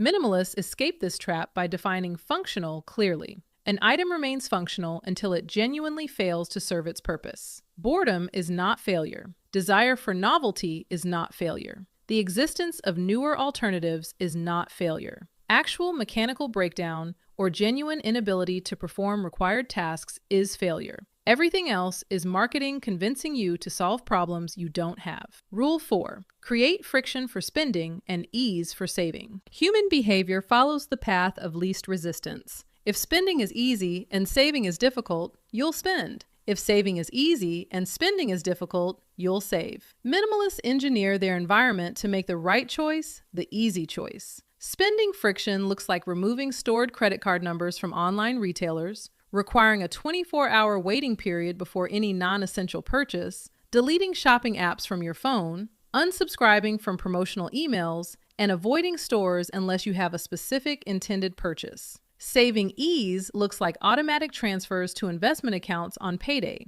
keeping only small amounts in easily accessible checking, making investment contributions happen before you see the money, and treating savings like a fixed expense rather than an afterthought. These structural changes matter more than willpower. Willpower depletes throughout the day. Environment is constant. Someone relying on willpower to avoid impulse purchases will eventually fail when they're tired, stressed, or emotional. Someone who deleted the shopping apps and removed their credit cards simply cannot impulse purchase in that moment. Minimalists don't trust themselves to consistently make good decisions. They design systems that make good decisions automatic. The 24-hour waiting rule alone eliminates roughly 70% of impulse purchases. Most desires for objects fade within a day if not acted upon immediately. Rule 5. Count your possessions regularly. This sounds obsessive until you actually do it. Counting forces awareness. Awareness prevents accumulation. Pick a category. Count how many items you own in that category. Write it down. The numbers often shock people who've never examined their consumption patterns objectively. How many shirts do you own? Most people guess low and discover they have 3 or 4 times what they estimated. How many kitchen gadgets? How many pairs of shoes? How many items in your junk drawer? How many books you'll never read again? The count itself changes behavior. Once you know you own 47 shirts, buying another feels different. You're not adding a shirt. You're bringing your collection to 48. The absurdity becomes visible. Minimalists track key categories over time. They set maximum thresholds. Perhaps 30 items of clothing total. Perhaps 15 books at any given time. Perhaps a one-in, one-out policy, where any new purchase requires removing something existing. These constraints prevent lifestyle creep. Without intentional limits, possessions expand to fill available space. With limits, each addition requires a conscious decision about what it's replacing. That friction alone dramatically reduces acquisition. Rule 6. Rent or borrow before you buy. Most items people purchase get used intensively for a short period and then rarely afterward. The excitement of newness fades. The initial enthusiasm decreases. The item joins the collection of things owned but seldom touched. Minimalists test this pattern by renting or borrowing before committing to ownership. Want to get into camping? Rent equipment for the first few trips. Want to try woodworking? Borrow tools from a friend or use a makerspace. Want a kayak? Rent several times before purchasing. This approach accomplishes 2 things. First, it reveals whether the enthusiasm is genuine or temporary. Many interests fade after the initial exploration. Better to discover this while renting than after purchasing equipment that collects dust indefinitely. Second,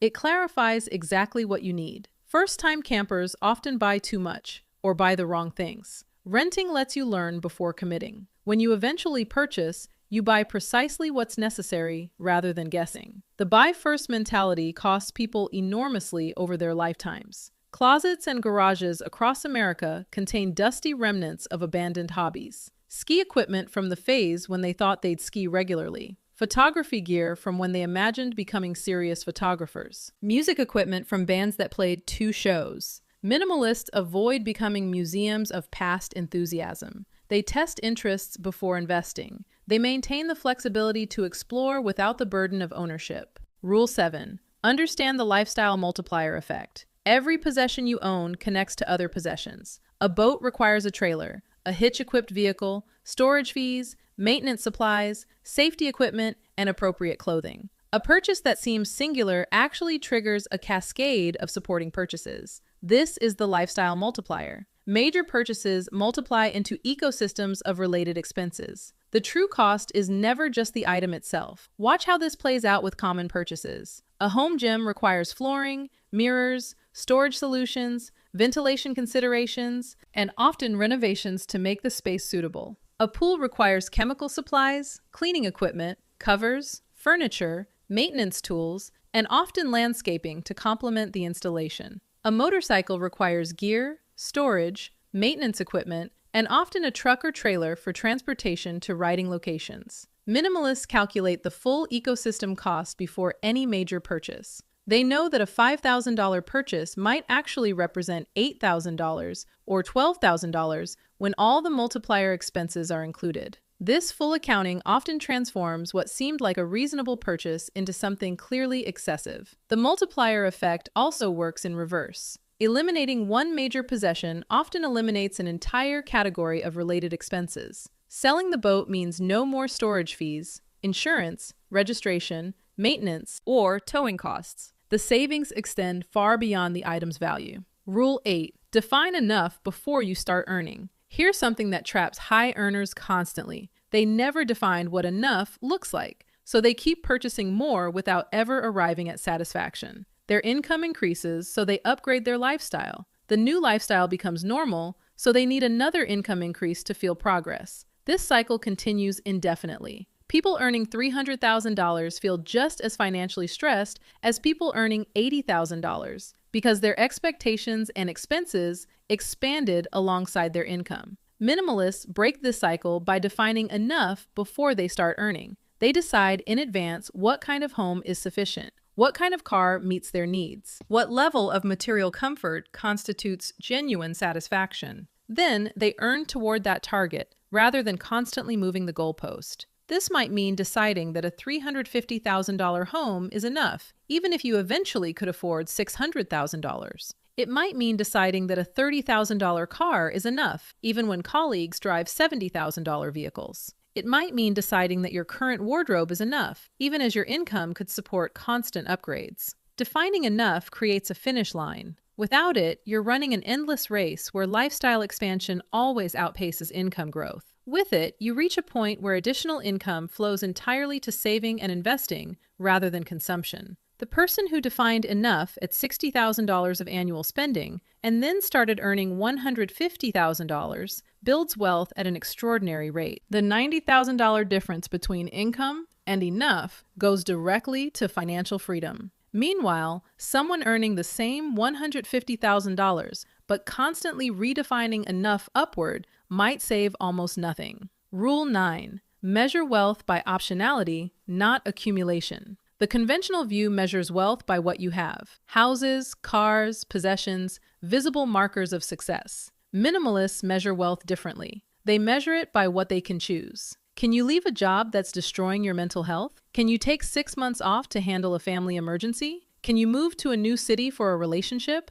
Can you start a business without guaranteed income? Can you retire before 65? Can you say no to opportunities that pay well but compromise your values? These options represent true wealth. They're only available to people who've built substantial margin between their income and expenses. The person earning $200,000 but spending $195,000 has almost no optionality. They're chained to their income requirement. The person earning $80,000 but spending $45,000 has extraordinary optionality. They can absorb disruptions, take risks, and make choices based on preference rather than financial necessity. Minimalists understand that optionality requires liquid resources more than physical possessions. The money tied up in a car you don't need is money that can't buy your freedom when you need it. The home equity locked in excess house is equity that can't fund a career transition or extended sabbatical. This perspective transforms spending decisions. Each purchase isn't just exchanging money for an object, it's trading optionality for possession.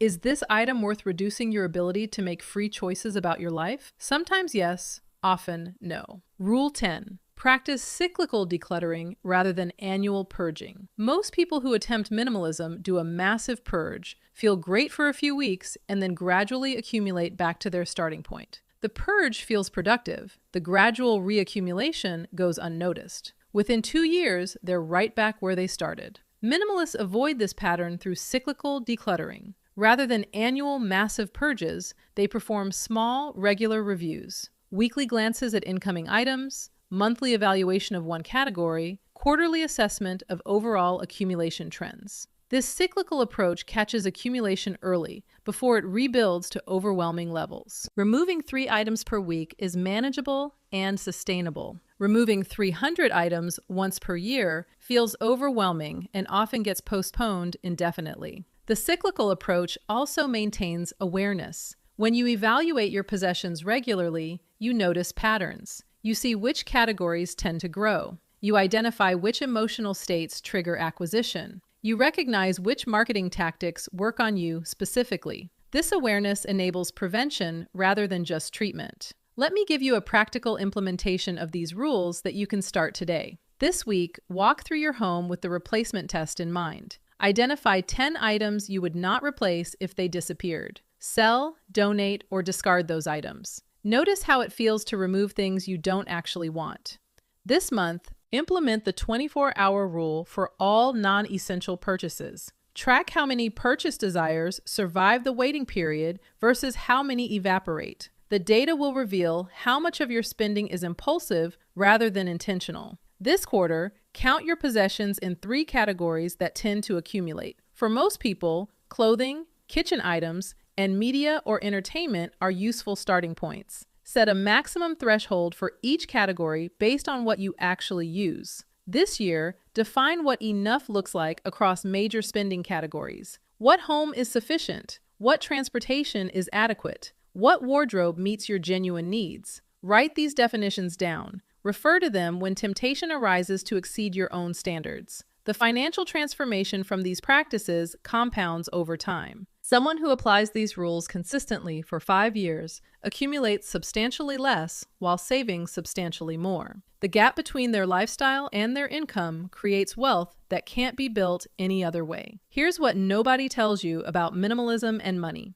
The relationship is bidirectional. Owning less creates more money, but having more money also makes owning less feel natural. When your savings account is robust and your investments are growing, the urge to accumulate diminishes. The psychological need that drives most consumption, the need for security and status, gets satisfied by financial strength rather than physical possessions. You don't need the stuff to feel successful because your bank account already tells you the story you want to hear. People trapped in consumption cycles often can't explain why they buy so much. The truth is usually that spending temporarily fills an emotional void that financial insecurity creates. Address the insecurity through actual financial strength, and the compulsion to spend often dissolves on its own. This creates a virtuous cycle. Spending less leads to saving more. Saving more creates security. Security reduces the emotional drive to spend. Reduced spending accelerates saving further. Each turn of the cycle reinforces the next. The opposite cycle is equally powerful but destructive. Spending everything creates insecurity. Insecurity drives more spending as temporary emotional relief. More spending deepens insecurity. The cycle continues until some external shock forces a breaking point.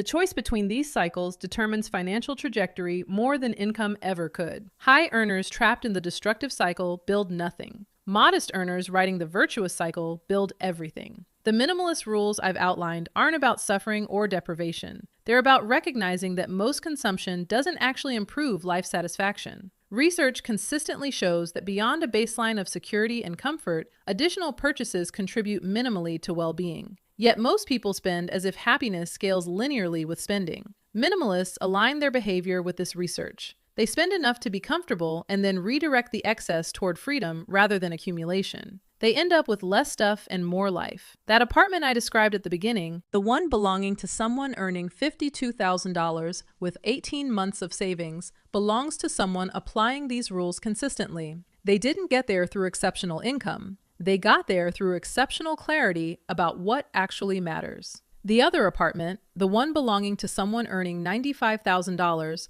whose 2 paychecks from crisis, belongs to someone who never questioned the assumption that more stuff equals better life. Both lifestyles are available to you regardless of what you currently earn. The choice is simply whether you want to own your possessions or whether you're comfortable with your possessions owning you. The math strongly favors the first option. So does the peace of mind. Those rules are the foundation. They change how you think about money. What comes next changes what you actually do with it every single day. The gap between knowing the right principles and practicing the right habits is where most people lose. These are the specific daily behaviors, the boring, unglamorous, nobody posts about them on Instagram habits that turn minimalist principles into real dollars saved. Some of these saved me thousands of dollars in a single year. You're not bad with money. You're just bleeding it in places you've never thought to look. That subscription you forgot about 3 months ago is still charging. The convenience purchases that feel insignificant are adding up to hundreds monthly. The lifestyle upgrades that happen so gradually you didn't notice them, they're consuming raises before the raises even hit your account. You earn decent money, more than you did 5 years ago, and yet somehow the savings account looks roughly the same. The progress toward financial goals feels stuck. The gap between what you make and what you keep seems to widen no matter what you do. Here's what I've learned after years of obsessing over where money actually goes. Most people don't have an income problem. They have a leakage problem. Money flows out through dozens of tiny holes they've never identified, never measured, never plugged. This video covers 20 frugal habits that saved me thousands of dollars. Not through painful deprivation, but through seeing clearly where money was disappearing and making small changes that compounded dramatically over time. Some of these habits I still follow religiously. A few of them I took too far and now regret. I'll tell you which ones crossed the line so you can find the balance that works for your life. By the end of this video, you'll look at your own spending differently. You'll spot leaks you didn't know existed, and you'll have specific, actionable changes you can make starting today. The first habit changed everything else. I stopped eating out except for genuinely special occasions. For about 3 years, my wife and I ate at restaurants maybe 2 or 3 times per year. Not per month, per year. That sounds extreme because it is. But when you're serious about building financial freedom, the math becomes undeniable. The average American household spends over $3,600 annually on food away from home. A casual $50 to $100 per week on restaurants, which doesn't even feel like going out that much, adds up to $2,600 to $5,200 per year. We redirected all of that money towards savings and investments.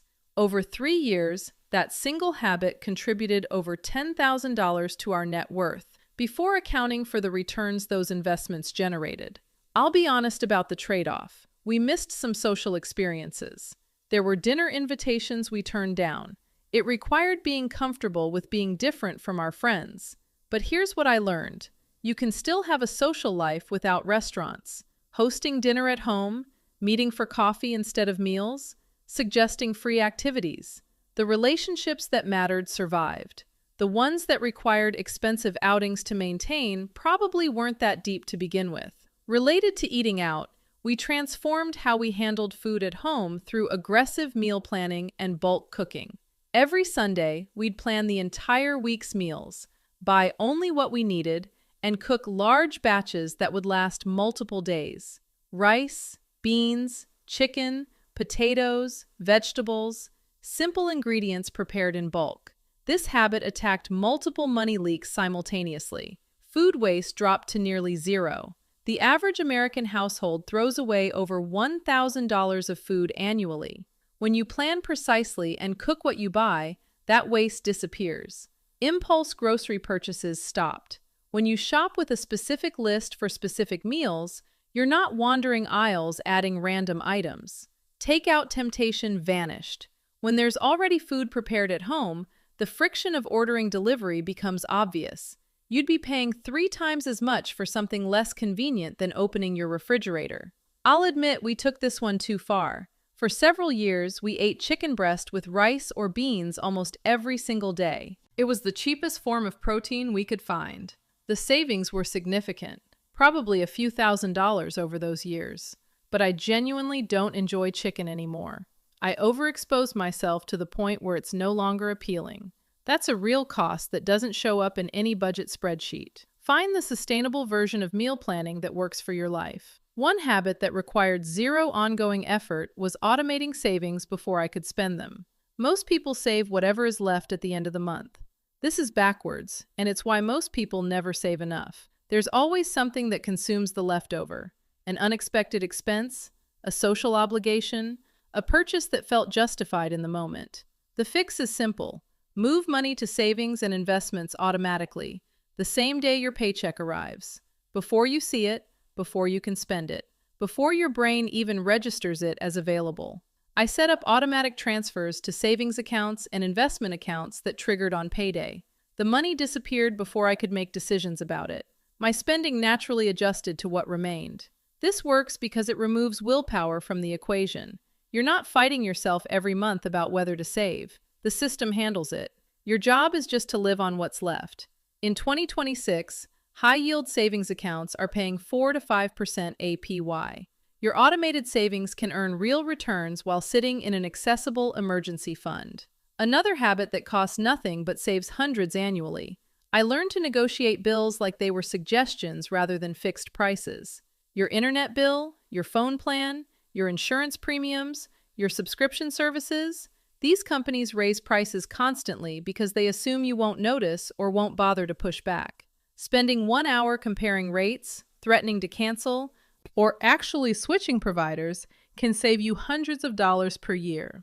1 hour of effort for several $100s in savings. You will never find another use of time that pays this well. I call my internet provider annually and tell them I'm considering switching to a competitor. Almost every time, they offer a discount or promotional rate to keep me. The same approach works for insurance. Getting quotes from competitors often triggers price matching. In 2026, comparison tools make this even easier. You can get competing quotes for insurance in minutes. The information asymmetry that companies used to exploit has largely disappeared. Use it. One of the biggest savings came from a decision most people consider non-negotiable. We lived with one car for years. Even with a paid-off vehicle, car ownership costs thousands annually. Insurance, registration, maintenance, repairs, depreciation, fuel. A second car that sits in the driveway most of the time is bleeding money constantly. We did the math and realized our second car was being driven maybe twice a week. The annual cost of ownership divided by actual use made each trip absurdly expensive. We sold the second car and made it work with one. Was it inconvenient sometimes? Yes. It required coordination and occasional creativity, but the savings were substantial. Easily $3,000 to $4,000 annually that went straight to investments instead of sitting in the driveway depreciating. This isn't possible for every household. If both partners commute to different locations daily, you need 2 vehicles. But if you work from home, or if your schedules allow sharing, run the numbers. The cost of occasional inconvenience might be far lower than the cost of a vehicle you barely use. When we did have cars, we always paid cash for reliable used vehicles. I started with a $5,000 Honda Civic that I saved for years to buy outright. My wife had a similar vintage Toyota. Nothing fancy, nothing impressive. just reliable transportation that didn't come with monthly payments. The average new car payment in 2026 exceeds $770 monthly. That's over $9,000 annually, before insurance, fuel, and maintenance, going toward a depreciating asset. We took that $9,000 and invested it instead. Over 10 years at average market returns, that's roughly $150,000 in wealth that most people trade for slightly nicer transportation. Buy reliable used cars in cash. Drive them until they're truly done. The freedom from car payments is worth more than the status of a newer model. Housing was where we made the most aggressive move. House hacking.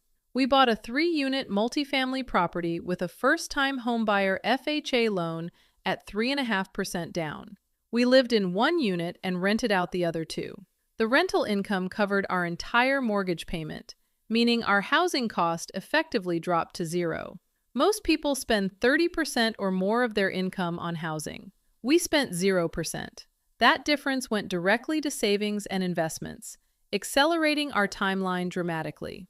We took it even further. One of our units had 4 separate bedrooms, so we added a bathroom and rented each bedroom individually on Airbnb. That generated about $2,000 monthly in profit, after mortgage, taxes, and insurance, while we lived in the same building. This single strategy is probably what allowed me to leave my day job years earlier than would have otherwise been possible. When your largest expense disappears, everything else becomes easier. House hacking isn't for everyone. It requires being a landlord, dealing with tenants, maintaining property. But if you're willing to do the work, it's one of the most powerful wealth-building strategies available to people without large starting capital. I also learned to DIY almost everything related to home maintenance and improvement. When we bought that first property, I had never done anything beyond painting a room. I taught myself to tile showers, install flooring, do basic plumbing and electrical work, refinish cabinets, and handle dozens of other repairs. Between the apartments we renovated, DIY saved us tens of thousands of dollars. A contractor would have charged $300 to install a toilet. I learned to do it in an hour by watching YouTube tutorials. A professional tile job would have cost thousands. I did it myself over a weekend for the cost of materials. These skills compound over time. Every repair you learn to do yourself is a repair you'll never pay for again. Over a lifetime of homeownership, the savings are enormous. The barrier to DIY is mostly psychological. People assume they can't do it because they've never done it. But most home repairs are far simpler than they appear. Start with easy projects: replacing a faucet, fixing a running toilet, patching drywall. Build confidence. Gradually take on more complex work. For furnishing and home improvement materials, we relied heavily on thrift stores and dented and dinged sections. When we needed paint, we bought it from thrift stores, often for a few dollars per gallon instead of $30 or $40. When we needed appliances, we bought from the clearance sections at home improvement stores, where items with cosmetic damage sell for 50% off or more. I actually turned this into a side hustle for a while. Every time I went to Lowe's, I'd check the dented and dinged section. If there was an appliance priced significantly below retail, I'd buy it, load it in my car, and resell it for profit. The margin on a scratched refrigerator that functions perfectly can be several $100s. Your appliances are going to get scratched and dented eventually anyway. Paying full price for pristine items that will acquire cosmetic damage within months of normal use makes no financial sense. On technology, I avoided the upgrade cycle entirely by buying refurbished devices. For years, I used refurbished Google Pixel phones that cost around $100 on Amazon. They did 98% of what flagship phones did. The camera was slightly worse. The processor was slightly slower. The text bubbles were green instead of blue. None of that mattered for my actual daily use. I saved roughly $800 to $1,000 per phone cycle, compared to people buying new iPhones every 2 years. I only switched to a newer phone when I became a content creator and genuinely needed better camera quality. That was a tool for generating income, not a status purchase. Most people upgrade phones, laptops, and other electronics far more frequently than necessary. Before any tech purchase, ask yourself, does my current device actually fail to do something I need? Or do I just want something newer? We implemented a strict no gifts policy with family and friends. Every birthday, every holiday, people feel obligated to buy each other random items that the recipient will donate or throw away within 6 months. It's a wealth transfer to retailers disguised as affection. We told our family directly, we're not buying you gifts, and please don't buy us gifts. If we want to celebrate together, let's share a meal or an experience. But we're done with the ritual exchange of stuff nobody actually wants. This was socially awkward at first. People were surprised. Some were mildly offended. But over time, everyone adapted. The holidays became less stressful, less cluttered, and significantly less expensive. We still do gifts for kids. They're young enough that the experience genuinely matters. But between adults, the obligation gift-giving has stopped. That saves hundreds of dollars annually, while actually improving the quality of our celebrations. A small habit with surprisingly large impact. I stopped paying for drinks almost entirely. Bottled water, coffee, soda, juice, these are some of the highest margin products retailers sell. The markup on a $2 bottle of water is astronomical. The $4 coffee represents a few cents of beans and milk. I carry a water bottle everywhere. I make coffee at home. At restaurants, I order water. The savings seem trivial on any individual purchase, but they compound to hundreds or thousands annually. A daily $5 coffee habit costs over $1,800 per year. That same money invested for 30 years at average market returns becomes roughly $40,000. The coffee isn't bad. The opportunity cost is. I track every dollar that comes in and goes out, not obsessively, but consistently. Most people think they know where their money goes. Almost nobody actually does. When you start tracking spending, even for 1 month, you uncover subscriptions you forgot about, fees you didn't notice, categories that are double what you estimated. I use a simple spreadsheet, though apps work fine too. The specific tool matters less than the habit. Knowing where your money goes is the foundation of controlling where your money goes. Tracking reveals patterns you can't see otherwise. You notice that grocery spending spikes on days you shop hungry. You realize that certain social situations reliably trigger impulse purchases. You discover that entire categories you considered essential are actually optional. Once you see that you're spending $400 monthly on food delivery, you can't unsee it. The number creates its own pressure toward change. Related to tracking, I became obsessive about eliminating fees. Bank fees, late fees, ATM fees, subscription renewal fees, convenience fees. These charges are designed to be small enough that you don't complain, but they add up to a significant drain over time. Americans pay an average of over $300 annually just in bank fees for the privilege of a bank holding their money. That's pure waste. I switched to no-fee bank accounts. I set up auto-pay on everything to avoid late fees.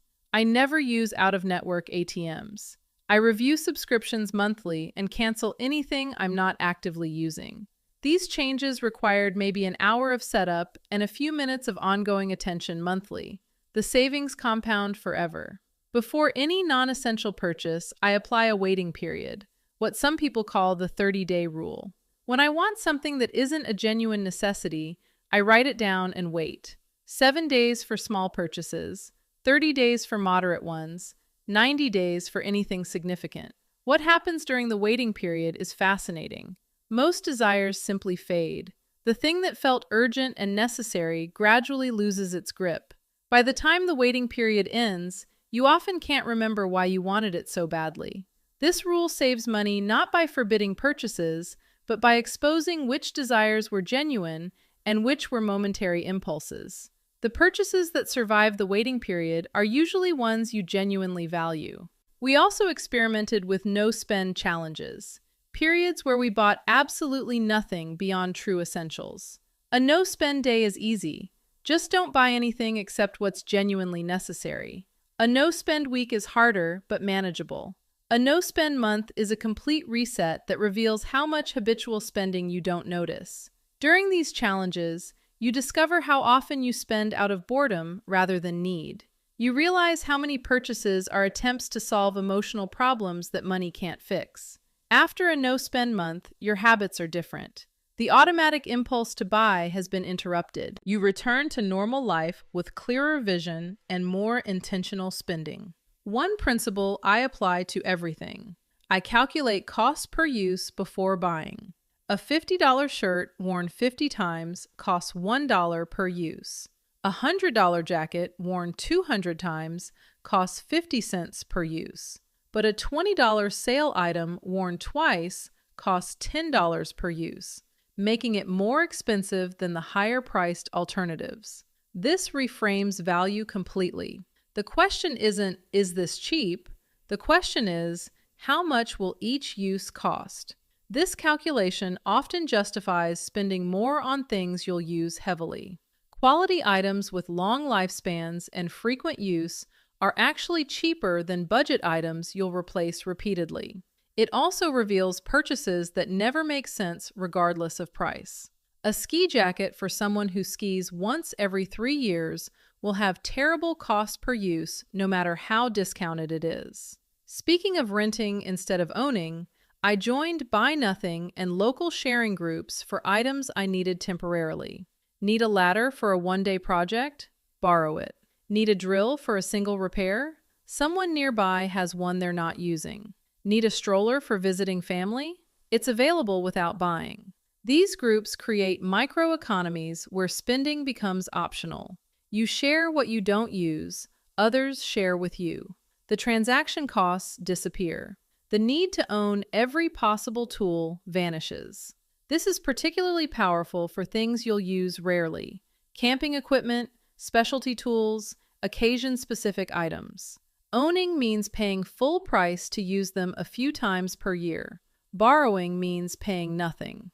Perhaps the most important habit was avoiding lifestyle inflation despite increasing income. When most people earn more money, they spend more money. A raise leads to a nicer apartment. A bonus leads to a better car. A promotion leads to upgraded everything. Within months, the higher income has been fully absorbed by higher spending, leaving savings unchanged. We intentionally kept our expenses flat, regardless of income growth. When my side hustles started generating additional money, we didn't expand our lifestyle. When YouTube began producing real revenue, we maintained the same baseline expenses we'd had when I was cleaning office buildings. All the additional income went directly to savings and investments. The gap between income and spending widened, accelerating wealth building dramatically. This required constantly resisting the pull toward upgrades. Friends questioned why we still drove the same cars, lived in the same place, maintained the same lifestyle despite obviously earning more. But lifestyle inflation is why high earners often have the same financial stress as low earners.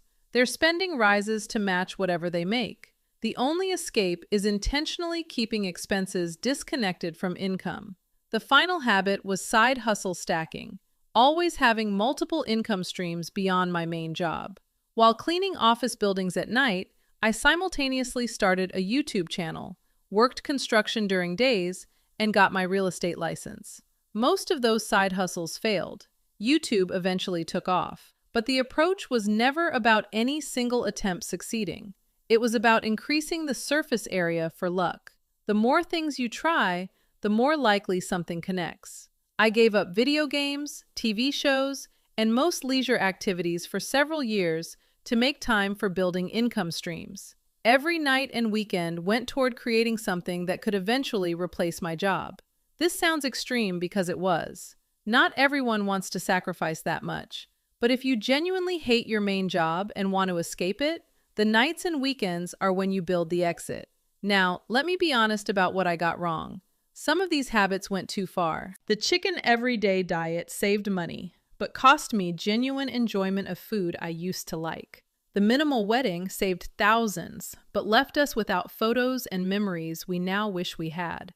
The intense focus on frugality during our early years meant missing some experiences that would have been worth the money. Frugality is a tool, not a virtue. The goal was never to spend as little as possible. It was to build freedom and security.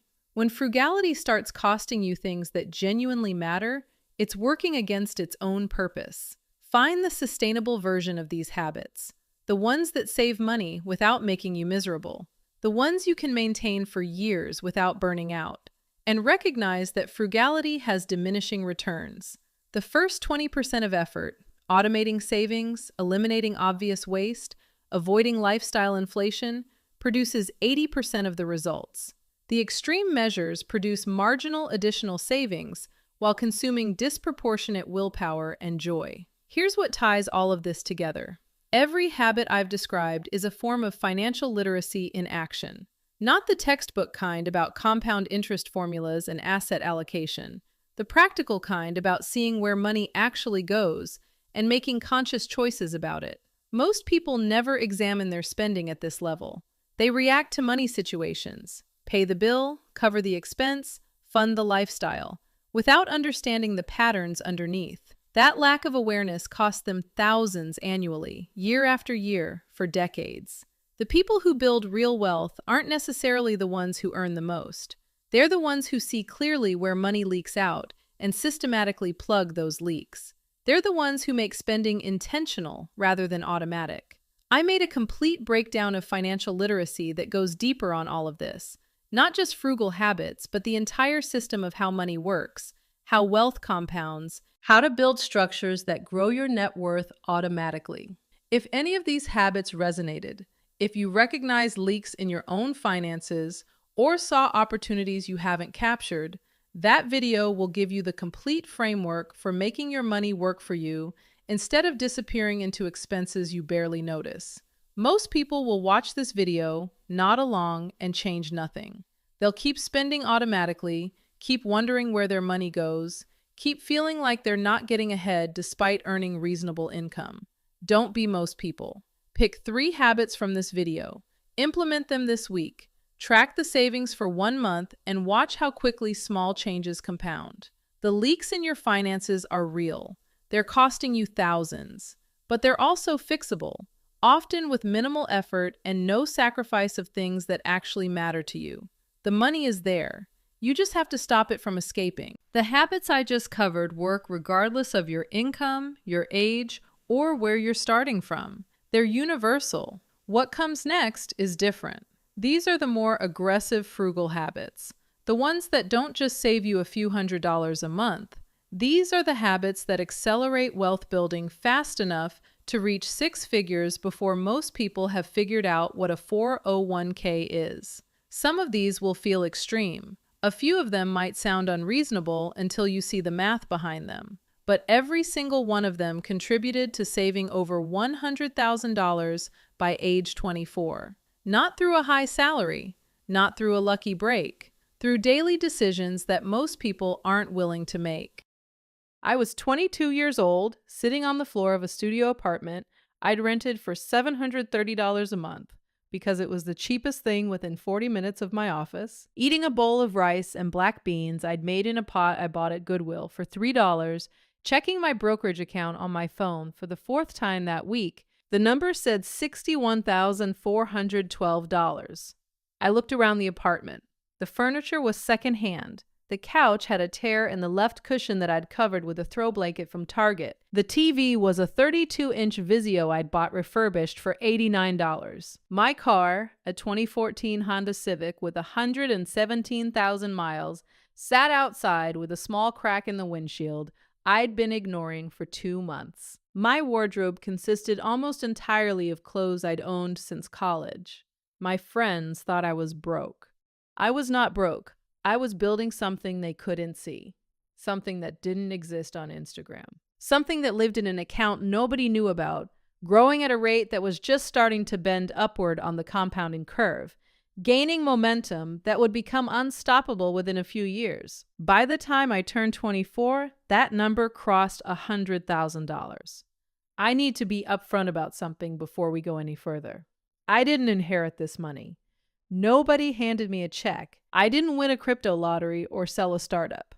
I graduated college with about $9,000 in student debt and a starting salary of $52,000 at a job I got through a career fair. My parents helped with college tuition partially, which I'm grateful for, but they didn't fund my adult life. There was no trust fund, no safety net, no family money quietly compounding in the background. What I had was 20 habits, 20 boring, unsexy, completely unglamorous habits that most people my age were either ignoring or actively laughing at. Habits that didn't look like wealth building from the outside because they looked like deprivation. Like I was struggling, like I was the friend who couldn't afford to keep up. I could afford to keep up. I chose not to. And that choice, repeated 20 different ways every single day for roughly 2.5 years, is the reason I hit a number that the average American in their 20s has a median retirement savings balance of $42,502 to show for, according to Empower data from January 2026. I hit that number before most of my peers had finished paying off their first credit card. This is not financial advice. This is my story. These are the 20 habits. Every single one of them is something you could start this week with whatever income you currently have. Let's get into it. I automated my investments the day after every paycheck, before I could see the money. This was habit number 1, and it was the foundation underneath everything else. On the 15th and the 30th of every month, $750 left my checking account automatically and went into a combination of my employer's 401k and a Roth IRA. I set it up during my first week at work, and I never changed the amount until I got my first raise, at which point I increased it.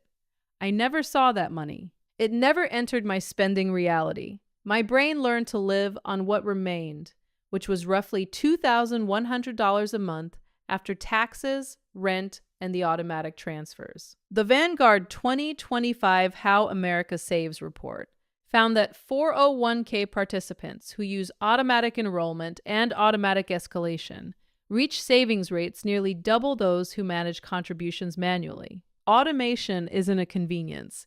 It's the mechanism. It removes the decision, and decisions are where most people fail. I tracked every dollar I spent in a notebook, not an app. A physical notebook. Every night before bed, I sat down for about 5 minutes and wrote down what I'd spent that day and which category it fell into. Needs, wants, bills. This sounds obsessive. It felt obsessive for the first 2 weeks. After that, it became automatic. The act of writing forced my brain to consciously process each purchase twice, once when I made it and once when I recorded it. By the end of the first month, I'd identified over $300 in spending I genuinely did not realize I was doing. Subscription charges I'd forgotten, vending machine purchases, a $4 sparkling water habit at the gas station that was costing me roughly $80 a month. People who track spending save 15 to 20% more than people who don't, according to multiple behavioral finance studies. The notebook cost me $3. It saved me thousands. I cooked almost every meal at home and batch cooked on Sundays. Sunday afternoons, I'd spend about 2 hours making 3 large meals: a big pot of chili or soup, a sheet pan of roasted chicken and vegetables, a batch of rice with whatever protein was on sale. These 3 meals covered roughly 12 to 14 of my weekly meals. The remaining meals were eggs, sandwiches, oatmeal, or leftovers from a slightly more ambitious weeknight dinner. My average monthly grocery bill was about $220. The average American spends roughly $350 to $400 on groceries per person, and another $300 to $400 on dining out and delivery. My total food cost was about half what most people my age spent. The savings were roughly $250 to $300 a month compared to my peers. That's $3,000 a year, redirected to investments. At 8% over 30 years, those Sunday cooking sessions are worth roughly $367,000. I kept my rent below 25% of my take-home pay. Every personal finance source says 30%. I aimed for 25. My take-home was about $2,850 after taxes and before my automated investments. 25% of that is roughly $712. I found the studio for $730, which was $18. Over my target, I took it because it was clean, safe, and close enough to work that my commute was short. My friends were paying $1,100 to $1,400 for nicer places in trendier neighborhoods. The monthly gap between my rent and the average rent my friend group paid was roughly $500. $500 a month. Invested at 8% over 20 years, that's roughly $295,000. My apartment didn't have granite countertops or in-unit laundry. It had a working stove and a door that locked. Those were the requirements. Everything else was a premium I refused to pay. I drove a used car I bought with cash and maintained religiously. The 2014 Civic cost me $8,200 from a private seller I found on Facebook Marketplace. I had it inspected by a mechanic before buying, which cost $75 and saved me from 2 other cars that had hidden problems. I changed the oil every 5,000 miles, rotated the tires twice a year, replaced the air filter when it needed it. The total annual maintenance cost averaged about $600.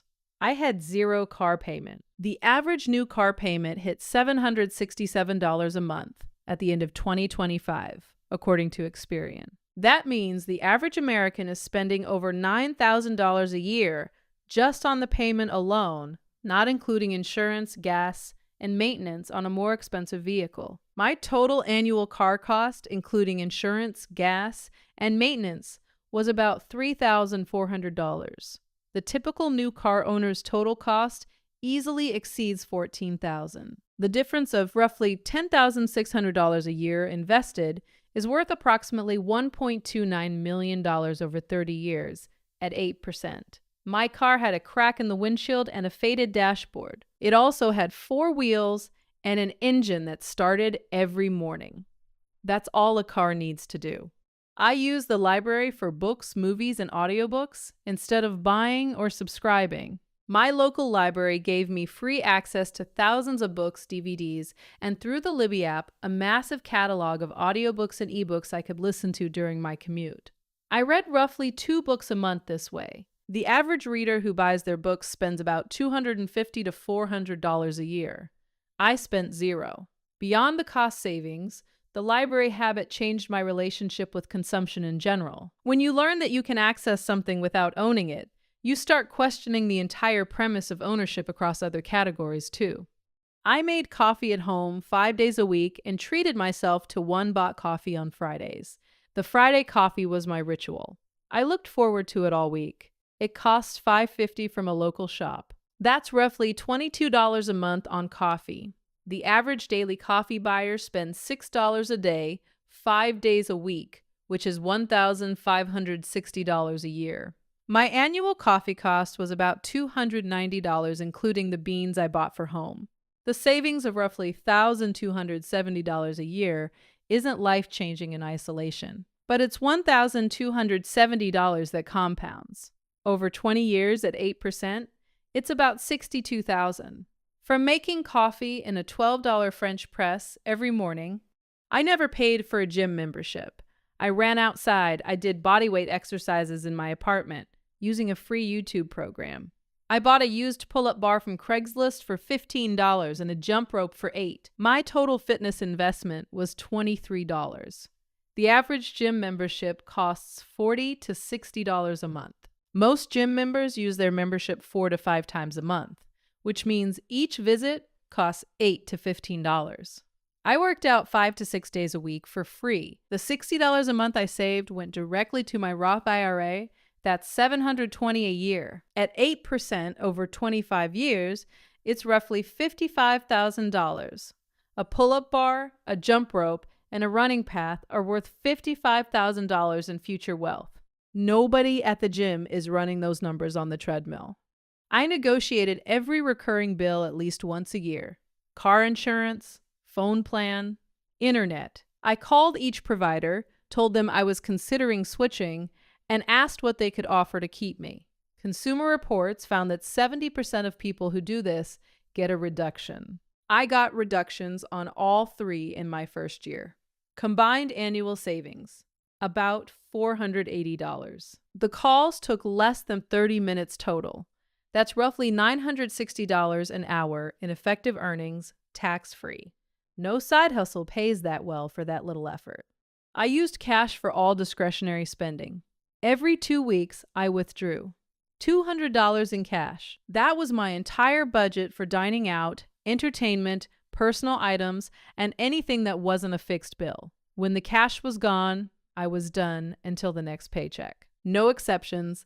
This was brutally effective because physical money triggers the brain's pain of paying response in a way that swiping a card never does. Research consistently shows that people spend 12 to 18% less when using cash.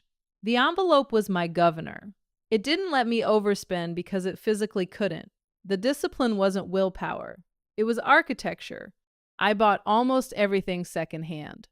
Furniture, kitchen supplies, clothes for casual wear. Electronics when possible. My entire apartment was furnished for under $900 through Goodwill, Facebook Marketplace, and a moving sale from a neighbor who was relocating. My coworker furnished a similar-sized apartment at West Elm and IKEA for about $6,300. Went straight to my brokerage account the month I moved in. One purchase, one decision, $5,400 immediately at work. I practiced the 24-hour rule on every purchase over $30. See something I want? Wait 1 day. If I still wanted it 24 hours later, I bought it. If I forgot about it, I didn't. This eliminated roughly 60 to 70% of my impulse purchases. Americans spend an average of $282 a month on impulse buys, according to Capital One shopping data. My impulse spending averaged about $40 to $60 a month. The difference is roughly $220 a month, or $2,640 a year. The 24-hour rule costs nothing. It requires no willpower in the moment because the decision is deferred, not denied. By the time the 24 hours pass, the emotional urgency has almost always evaporated. I unsubscribed from every marketing email the moment it arrived. Every promotional email is a trigger designed by a team of psychologists and data scientists to make you spend money you weren't planning to spend. I treated each one as an attack on my financial goals. Unsubscribe, delete. Gone. Within 3 months, my inbox was clean and my exposure to purchase triggers dropped by roughly 80%. You can't buy what you don't see. Removing the temptation is infinitely easier than resisting it. I deleted shopping apps from my phone. Amazon, Target, every retailer. If I needed something, I had to open my laptop, log in through a browser, and navigate to the site manually. That friction, those extra 30 seconds of effort, eliminated roughly 40% of my online purchases. The purchases I did make were intentional. They were planned. I never bought anything from a push notification again. But let me pause here because I want to address something I know is sitting in the back of some of your minds. This sounds extreme. It sounds like I spent 2 years as a hermit, eating rice and beans in a dark apartment while my friends lived their lives. That's not what happened. I went to dinner with friends. I just went once or twice a month instead of 4 times a week. And I chose the $14 entree instead of the $38 one. I traveled. I took a road trip to the Smoky Mountains that cost me $312 total, including gas, a campsite, and food. I had hobbies. I played basketball at the park. I cooked elaborate meals on weekends as a creative outlet. I read constantly. I hiked. I had a full, engaged, genuinely enjoyable life. The difference between my life and my peers' lives wasn't the quality of the experiences. It was the cost. I found the cheap version of every good thing and discovered that the cheap version was usually just as good, sometimes better, because it came without the financial anxiety that follows a $700 weekend you put on a credit card you can't pay off. I used my employer's 401k match completely from day one. My company matched 100% of the first 3% and 50% of the next 2%. On my $52,000 salary, contributing 5% meant I got an additional $2,600 a year from my employer. Free money. I was 22 years old, and my employer was handing me $2,600 annually that required nothing from me except checking a box and selecting a contribution percentage. 88% of 401k participants received an employer match in the fourth quarter of 2025, according to Fidelity. The ones who didn't contribute enough to capture the full match were declining compensation. I wasn't going to be one of them. I opened a Roth IRA in my first month of working and contributed monthly. In 2026, the annual Roth IRA limit is $7,500. I contributed roughly $625 a month, pulling from the automatic transfer I'd set up on payday. The money went into a low-cost total stock market index fund with an expense ratio of 0.03%. I didn't pick stocks. I didn't time the market. I didn't follow crypto influencers or meme stock forums. I bought the entire market every month, regardless of what the market was doing, and I let compound interest handle the rest. Dollar cost averaging into an index fund is the single most boring and most effective wealth building strategy available to an ordinary person. It requires no expertise, no timing, and no emotional intelligence. It requires a brokerage account and a monthly transfer. I kept my phone for 3.5 years instead of upgrading every cycle. I used a phone I bought refurbished for $260. It made calls. It sent texts. It ran every app I needed. It did not have the latest camera module or the newest chip that benchmark reviewers get excited about. Over 3.5 years, I saved roughly $4,000 to $7,000 compared to someone upgrading annually on a payment plan. The phone industry's entire business model depends on convincing you that last year's device is inadequate. It almost never is. My $260 phone did everything a $1,200 phone would have done. The only difference was bragging rights I didn't need and a camera zoom level I would have used 3 times. I said no to things I wanted but didn't need. This was the hardest habit, harder than cooking at home, harder than driving the old car, harder than living in the small apartment, because the things I said no to weren't bad decisions. They were genuinely appealing opportunities that I could technically afford. A trip to Austin with friends, a concert I really wanted to attend, a leather jacket I tried on at a store and stood in front of the mirror for 5 minutes, genuinely considering. Each time I ran the math, not just the sticker price, the shadow price, the compounding cost. The $280 concert ticket isn't $280 at 22. At 8% over 40 years, it's roughly $6,100. I'm not saying every concert is a bad decision. I'm saying I became very selective about which experiences were worth $6,000 of future wealth. Most of them weren't. The ones that were, I attended fully and without guilt, because I knew I'd evaluated the trade honestly. I used high-yield savings for my emergency fund instead of a regular account. This sounds minor. It isn't.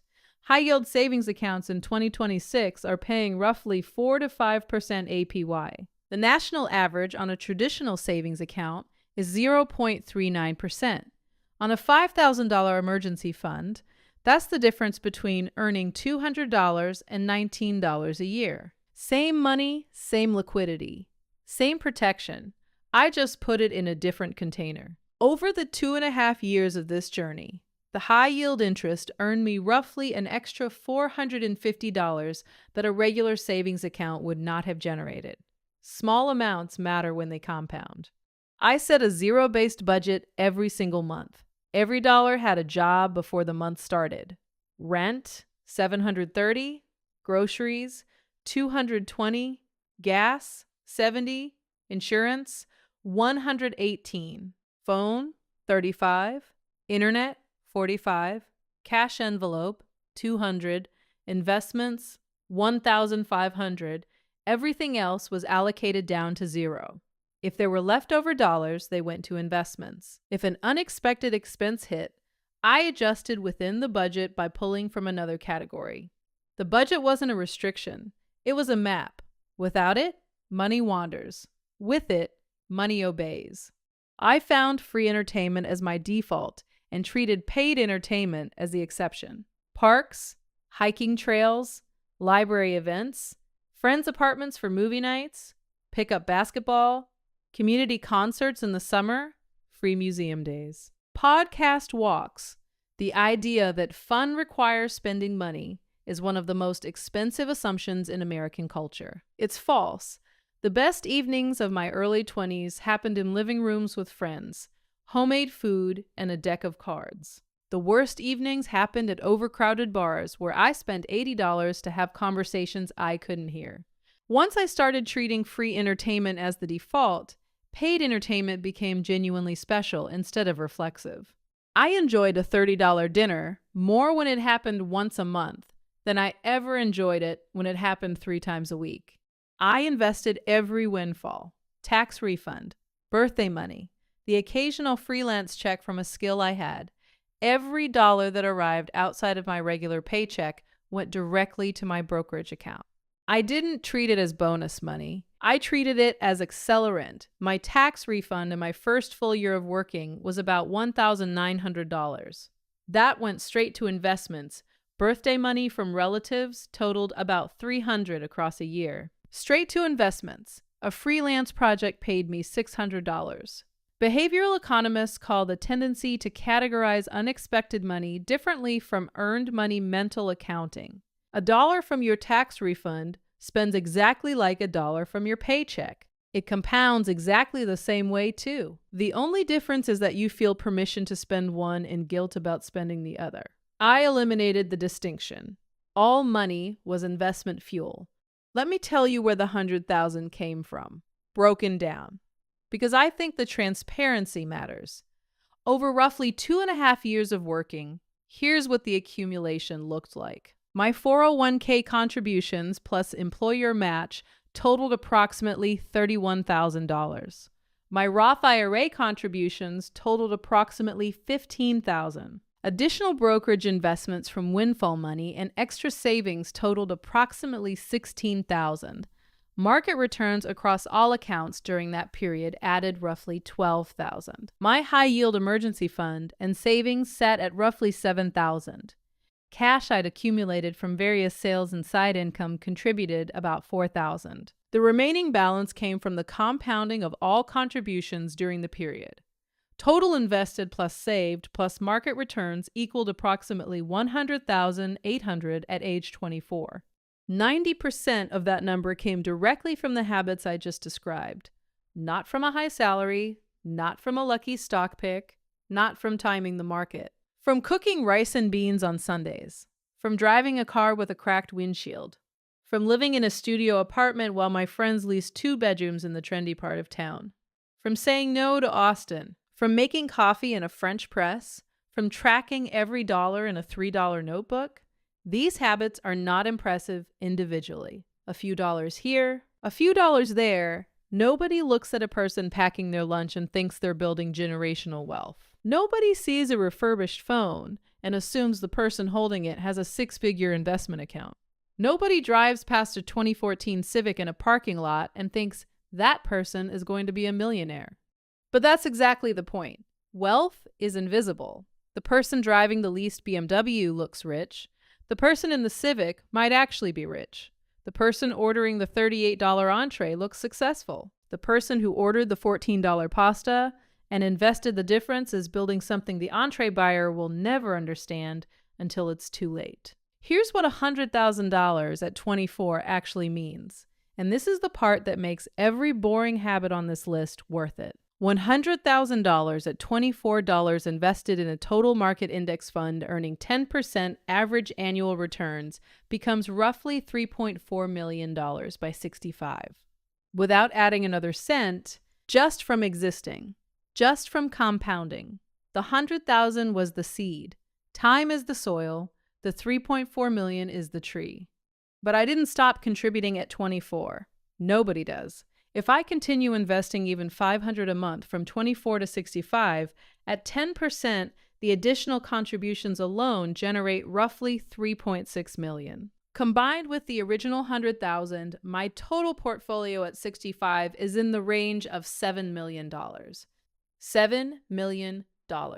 From rice and beans, a used Civic, a studio apartment, a $3 notebook, and 20 habits that nobody on Instagram would ever photograph.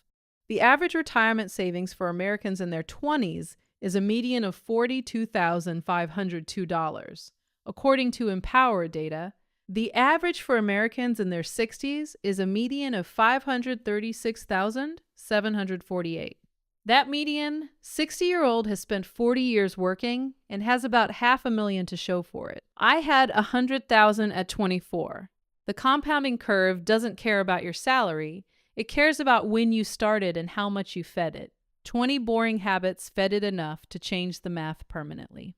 I want to be clear about something. These habits aren't for everyone in their exact form. You might not be able to live on $2,100 a month. You might have student loans that demand a larger portion of your income. You might live in a city where $730 doesn't rent a closet, let alone a studio. The specific numbers are mine. The principles are universal. Spend less than you earn. Invest the difference automatically. Track everything, eliminate financial friction that works against you. Introduce friction that works for you. Say no to things that cost more in compounded future dollars than they're worth in present enjoyment. Say yes to the habits that feel small today and become enormous over time. The personal savings rate in America sits at about 4.4% as of early 2026, according to the Bureau of Economic Analysis. That means the average American keeps 4.5 cents of every after-tax dollar. I was keeping roughly 45 to 50% during those 2.5 years. The distance between 4% and 50% isn't a salary gap. It's a behavior gap. The behaviors are the 20 things I just listed. Not one of them required earning more money. They required spending less of it and redirecting the difference toward a brokerage account that did the actual wealth building while I slept. More than half of Americans can't cover an unexpected $1,000 expense without borrowing, according to Bankrate's 2025 Emergency Savings Report. I built a $7,000 emergency fund on a $52,000 salary while simultaneously investing $1,500 a month. The emergency fund wasn't extra. It was baked into the system. Habit number 20, the zero-based budget, made sure every dollar had a job. And one of those jobs was protecting me from the kind of financial shock that derails most people's wealth-building trajectory permanently. There's a moment I think about often. It was about 14 months into this journey. I was at a birthday dinner for a friend. Everyone was ordering cocktails and appetizers. I ordered water and the cheapest entree. My friend leaned over and said, half joking, half serious, "Are you okay? Do you need money?" She genuinely thought I was struggling. I had more invested at that moment than anyone at the table, possibly more than several of them combined. I didn't correct her. I didn't pull up my brokerage app and prove anything. I just smiled and said I was good, because the thing about building wealth quietly is that you don't need anyone to know. The account balance is the validation. The compounding curve is the applause. The 20 habits are the performance, and the audience is just you, checking the numbers once a quarter, watching the curve start to bend, knowing that every boring decision you made is stacking on top of every other boring decision. In a way that will produce results most people call lucky when they finally see them. They're not lucky. They're the predictable mathematical consequence of 20 small behaviors repeated daily for a very long time. This brings me to something I think about constantly. These 20 habits worked because I learned why they worked, not just what to do. Packing a lunch saves money. Everyone knows that. But understanding that the $12 daily difference between packed and purchased, invested at 8% for 40 years, is worth roughly $142,000. That understanding changes the behavior permanently. You don't need willpower to pack a lunch when you know the lunch is worth $142,000. The knowledge does the work that discipline can't sustain. That knowledge has a name: financial literacy. It's the understanding of compound interest that makes the automatic transfer feel urgent instead of optional. It's the understanding of opportunity cost that makes the BMW feel expensive instead of aspirational. It's the understanding of how money moves through a life over decades that transforms 20 small habits from a list of sacrifices into a wealth-building machine. Without financial literacy, these habits are chores. Things a YouTube video told you to do. Things you'll try for 3 weeks and abandon because they feel pointless when you can't see the curve yet. With financial literacy, they're inevitable. You do them because the math is so clear, so overwhelming, so obviously in your favor that not doing them would feel insane. I hit 100,000 at 24. The habits got me there. The literacy made the habits possible. Both were learned. Neither was inherited, and neither requires a salary above the one you already have. But Here's the thing I wish someone had told me at 22 before I started.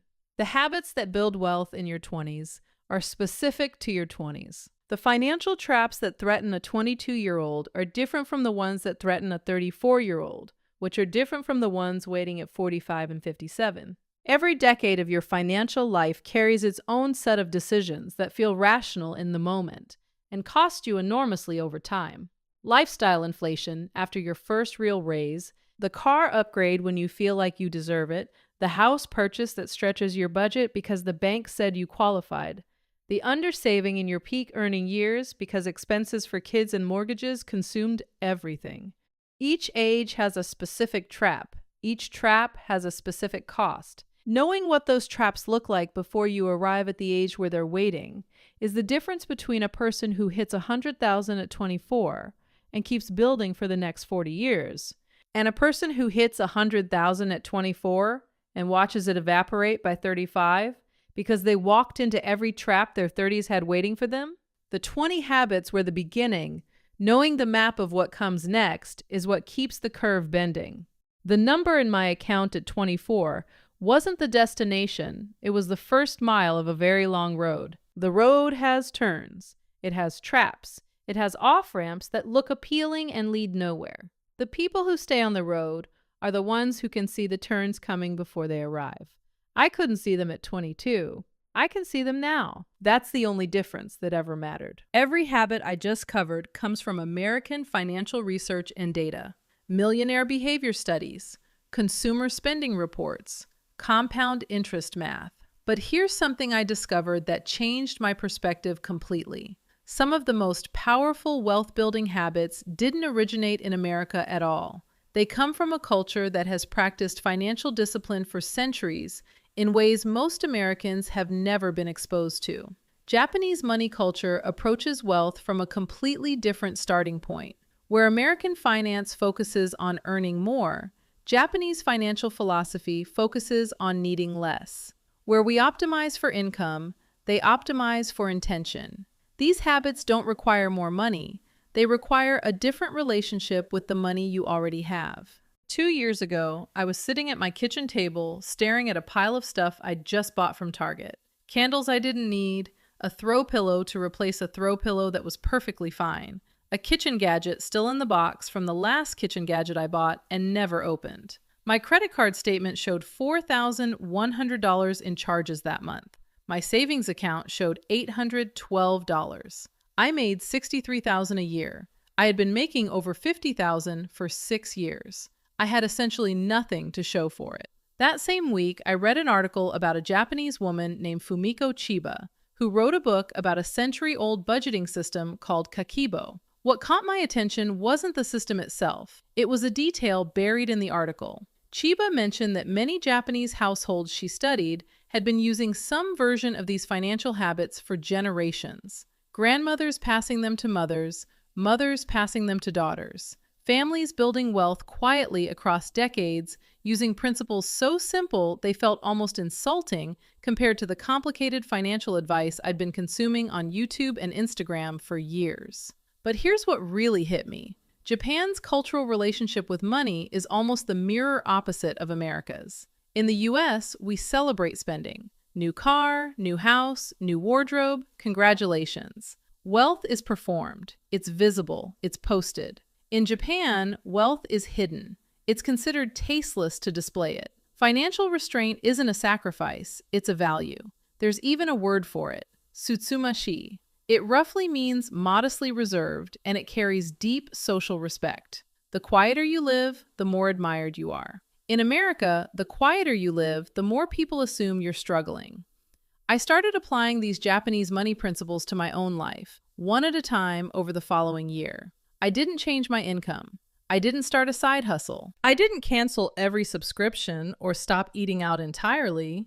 I just changed the philosophy underneath my spending. In 12 months, I went from $812 in savings to over $19,000. Same job, same salary, same apartment, different operating system. This video is about that operating system. 10 Japanese money habits that build quiet, lasting wealth and that most Americans have never heard of. Every single one of these is applicable to your financial life in the US right now in 2026, regardless of what you earn. Some will feel immediately practical. Others will challenge how you think about money at a level that goes much deeper than budgets and spreadsheets. Let's get into it. Kakeibo, the handwritten household ledger. This is the foundation, and it's over 120 years old. Kakeibo was invented in 1904 by Hani Motoko, Japan's first female journalist, at a time when women in Japan had almost no financial autonomy. She designed it as a tool for housewives to take control of family spending using nothing but a notebook and a pen. The idea is brutally simple. At the beginning of each month, you write down 4 things by hand: how much money is coming in, how much you need for fixed expenses, how much you want to save, how much you have left to spend. Then, every single day, you write down what you spent and sort each purchase into one of 4 categories: needs, wants, culture, which includes education, books, and experiences, unexpected expenses. At the end of the month, you review everything and ask yourself 3 questions. How much did I save? What went well? What can I improve next month? That's it. That's the entire system. It sounds almost too simple to work, and that's exactly why it does. Here's what makes Kakeibo different from every budgeting app on your phone. The physical act of writing forces your brain to process each purchase consciously. When you tap a card and a number flashes on a screen, your brain barely registers it. When you sit down at night and write DoorDash, $42, wants, your hand is telling your brain something your app never could. You chose to spend $42 on food delivery. That was a want, not a need, not culture, a want. Practitioners claim kakeibo can reduce unnecessary spending by up to 35%. I didn't hit 35% in my first month, but I hit about 22%, which on my income at the time was roughly $1,150 saved in a single month from a notebook that cost $3. The reason this matters in the US specifically is that 47% of Americans entered 2026 without any budget at all, according to YouGov data. Among those who do budget, most use apps that automate the process, which means they never develop the conscious spending awareness that kakeibo builds. The app does the work. Your brain stays asleep. Kakeibo forces your brain to wake up, and once it's awake, it doesn't go back to sleep easily. There's something else about kakeibo that deserves attention because it explains why the system has survived for over a century while every budgeting app cycles through popularity and abandonment within 2 to 3 years. Kakeibo uses 4 spending categories instead of the 15 or 20 that most modern apps use: needs, wants, culture, unexpected. That's it. The simplicity isn't a limitation, it's the design. Because the moment you sort a purchase into one of those 4 buckets, you're making a judgment call that no algorithm can make for you. Is this restaurant meal a need or a want? Is this online course culture or a want dressed up in self-improvement clothing? Is this Target run a need, or did you walk in for paper towels and walk out with $73 of things that happened to catch your eye? Those questions create what behavioral psychologists call cognitive friction. Friction slows you down. Slowness creates awareness. Awareness changes behavior. American financial culture is obsessed with reducing friction. Tap to pay, one-click purchase, auto-pay everything. Frictionless sounds efficient. In reality, frictionless spending is why the average American underestimates their subscription costs by $133 a month and their impulse spending by nearly $300. Kakeibo deliberately reintroduces friction into your spending life. The friction is the feature. My friend Danielle tried kakeibo for 6 weeks after years of using budgeting apps that she'd download, configure, and abandon within a month. She told me the difference was that the apps made her feel like a passive observer of her own spending. The data was there, but she never processed it. Writing it down by hand forced her to process every purchase twice, once when she made it and once when she recorded it. By week 3, she'd started pausing before purchases and mentally categorizing them before she reached for her wallet. Do I want to write this down tonight? Became her filter. If the answer was no, she didn't buy it. Her discretionary spending dropped by $400 in the first month.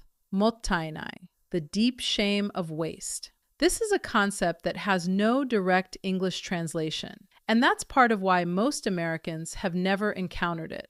Mottainai is a feeling. It's the emotional response of regret and discomfort that arises when something useful is wasted, discarded, or undervalued. In Japanese culture, wasting a resource, whether it's food, fabric, money, or even time, is considered almost morally wrong. When someone throws away food that could have been eaten or replaces an appliance that could have been repaired, the response isn't, "That's their choice." The response is mottainai, which carries the weight of, "What a waste. That's a shame." Contrast this with America, where waste is structurally embedded in the consumer economy. The USDA estimates that American households waste roughly 30% of the food they buy.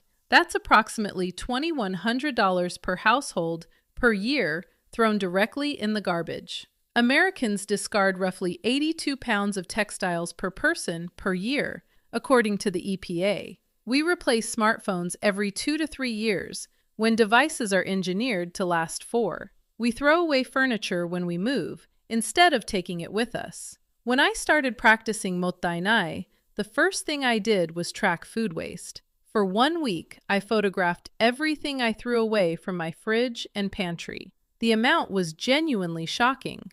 Half a bag of spinach, leftover rice I forgot about, expired yogurt, a quarter of a rotisserie chicken. I was throwing away roughly $40 of food per week. That's over $2,000 a year from my refrigerator. I started meal planning around what I already had instead of what sounded good. I started freezing leftovers the same day instead of telling myself I'd eat them tomorrow.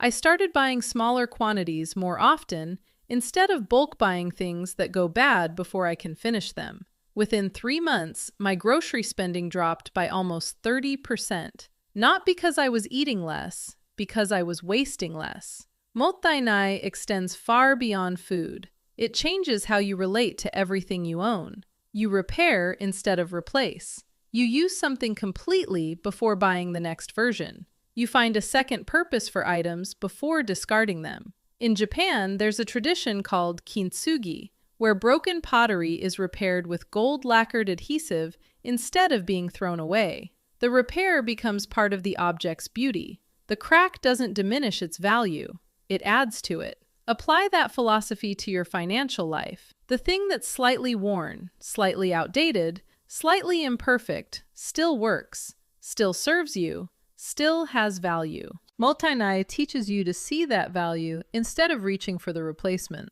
Hara hachibu, eat until you are 80% full. This principle comes from Confucian teaching and is practiced widely in Okinawa, Japan, which has one of the highest concentrations of centenarians in the world. The idea is simple. Stop eating when you feel about 80% satisfied, rather than eating until you're completely full. Most Americans eat until discomfort. We pile plates, we supersize, we order appetizers, entrees, and desserts, and feel compelled to finish everything because we paid for it. The financial implications of hara hachibu are enormous when you translate it beyond food into a general philosophy of enough. It means you don't fill your life to 100% capacity. You leave room. Room in your stomach, room in your closet, room in your budget, room in your schedule. That remaining 20% isn't deprivation, it's margin. And margin is where wealth lives. In practical terms, applying hara hachibu to spending means leaving roughly 20% of your income untouched. If you earn $4,200 a month after taxes, you live as though you earn $3,360. That $840 goes to savings and investments automatically. You don't touch it because it doesn't exist in your spending reality. The Bureau of Economic Analysis reported that the U.S. personal savings rate sat at about 4% as of early 2026. 4%. The Japanese cultural default through practices like harahachibu targets 20%. That 16-point gap between 4% and 20% is the difference between retiring anxious and retiring comfortable. On a $60,000 salary, it's the difference between saving $2,400 a year and saving $12,000. Over 30 years at 8% returns, that gap becomes the difference between roughly $293,000 and $1.47 million. There's a deeper layer to harahachibu that goes beyond the savings rate math. In Okinawa, where the practice originates, it's not taught as a diet hack or financial strategy. It's taught as a form of respect. Respect for the food, because you don't waste it by overconsumption. Respect for your body, because you don't burden it unnecessarily. Respect for the future, because you leave resources available for tomorrow instead of consuming everything today. That word, respect, is what's missing from American financial culture. We don't respect our future selves. We sacrifice tomorrow's wealth for today's comfort with alarming consistency. The average American carries about $6,500 in credit card debt at 22.4% APR. That debt is borrowed comfort. It's the financial equivalent of eating until you're 120% full and wondering why you feel sick. Harahachibu applied to money isn't just a saving strategy. It's a form of self-respect. It's telling your future self, I left something for you. I didn't consume it all. This is not financial advice, but I want you to consider what your life would look like if you treated 80% as your ceiling instead of your floor. 80% of your income spent, 80% of your closet filled, 80% of your weekends scheduled. That remaining 20% isn't empty space. It's breathing room. It's margin. It's the space where financial resilience lives, where opportunities can be seized without going into debt, where an emergency remains an inconvenience rather than a catastrophe. A woman named Carla, who works in hospital administration in Dallas, started applying harahachibu to her finances 18 months ago. She calculated 80% of her take-home pay, which was about $3,600 out of $4,500, and committed to living within that boundary. The remaining $900 went to a high-yield savings account, earning around 4%, and a Roth IRA. In 18 months, Carla saved and invested over $16,000. She told me the hardest part wasn't the spending reduction. It was rewiring her brain to see 80% as abundant rather than restrictive. Once that shifted, everything else followed naturally. Kaizen, continuous small improvement.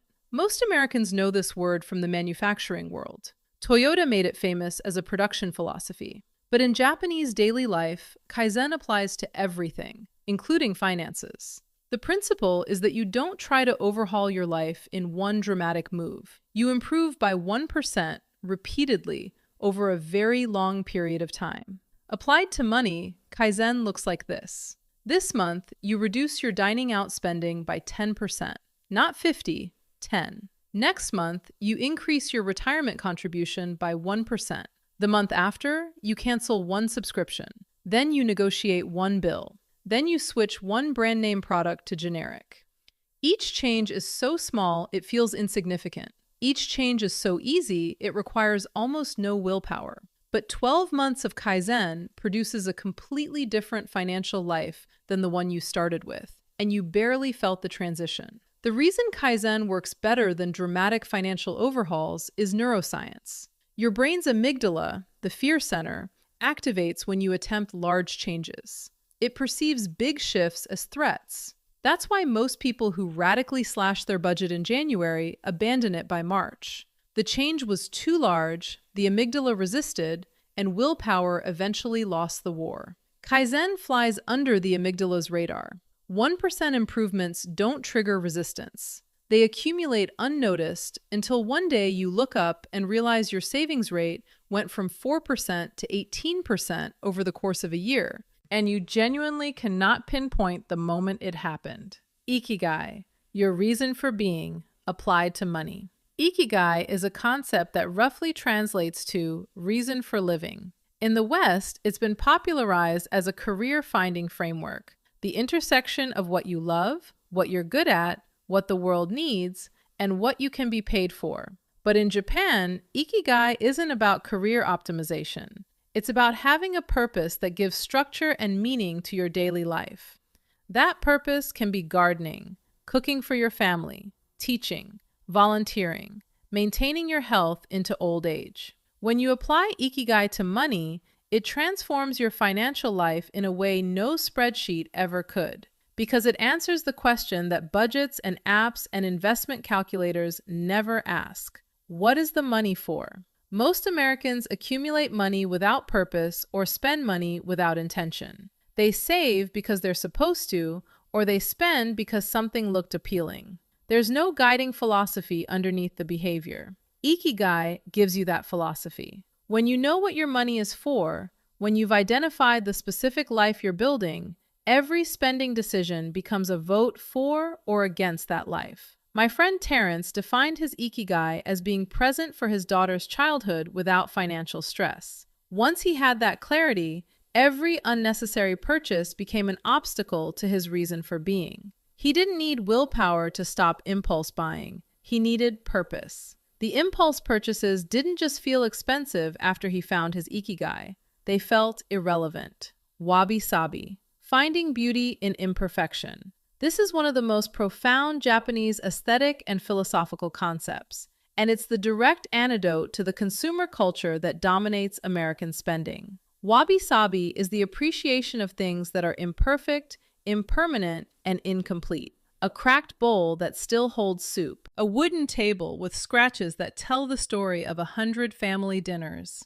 A sweater with a small mend that reminds you how long you've loved it. In America, imperfection is a reason to replace. Scratch on your phone screen? New phone. Scuff on your shoes? New shoes. Couch cushions slightly flattened? Time to browse West Elm. The consumer economy depends on your dissatisfaction with things that still work. Wabi-sabi invites you to find satisfaction in them instead. The financial impact of this mindset shift is staggering when you calculate it over time. Americans spend roughly $9,500 a year on the categories most driven by aesthetic dissatisfaction: apparel, home furnishings, and consumer electronics. If Wabi-sabi reduced that spending by even 25% by helping you keep things longer, repair instead of replace, and appreciate what you already own, that's $2,375 a year redirected. At 8% over 25 years, that's roughly $183,000 built from a philosophy of finding beauty in what you already have. Osoji, the annual deep clean and financial reset.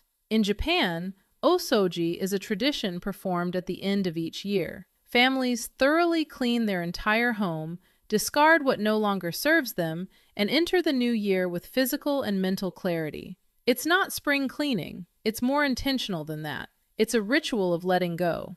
Applied to finances, Osoji becomes an annual financial reset. Once a year, ideally in December or January, you sit down and conduct a complete audit of your financial life. Every subscription, every recurring charge, every insurance policy, every investment allocation, every debt balance, every auto pay. You review it all, cancel what isn't serving you, renegotiate what can be lowered, and realign everything with your current goals. Most people set up financial systems and then never revisit them. Subscriptions pile up, insurance premiums creep, investment allocations drift away from targets, and annual osoji catches all of it. In my first financial osoji, I found $318 a month in charges I'd completely forgotten about or no longer needed. That's $3,816 a year that was quietly draining from my account while I wasn't looking.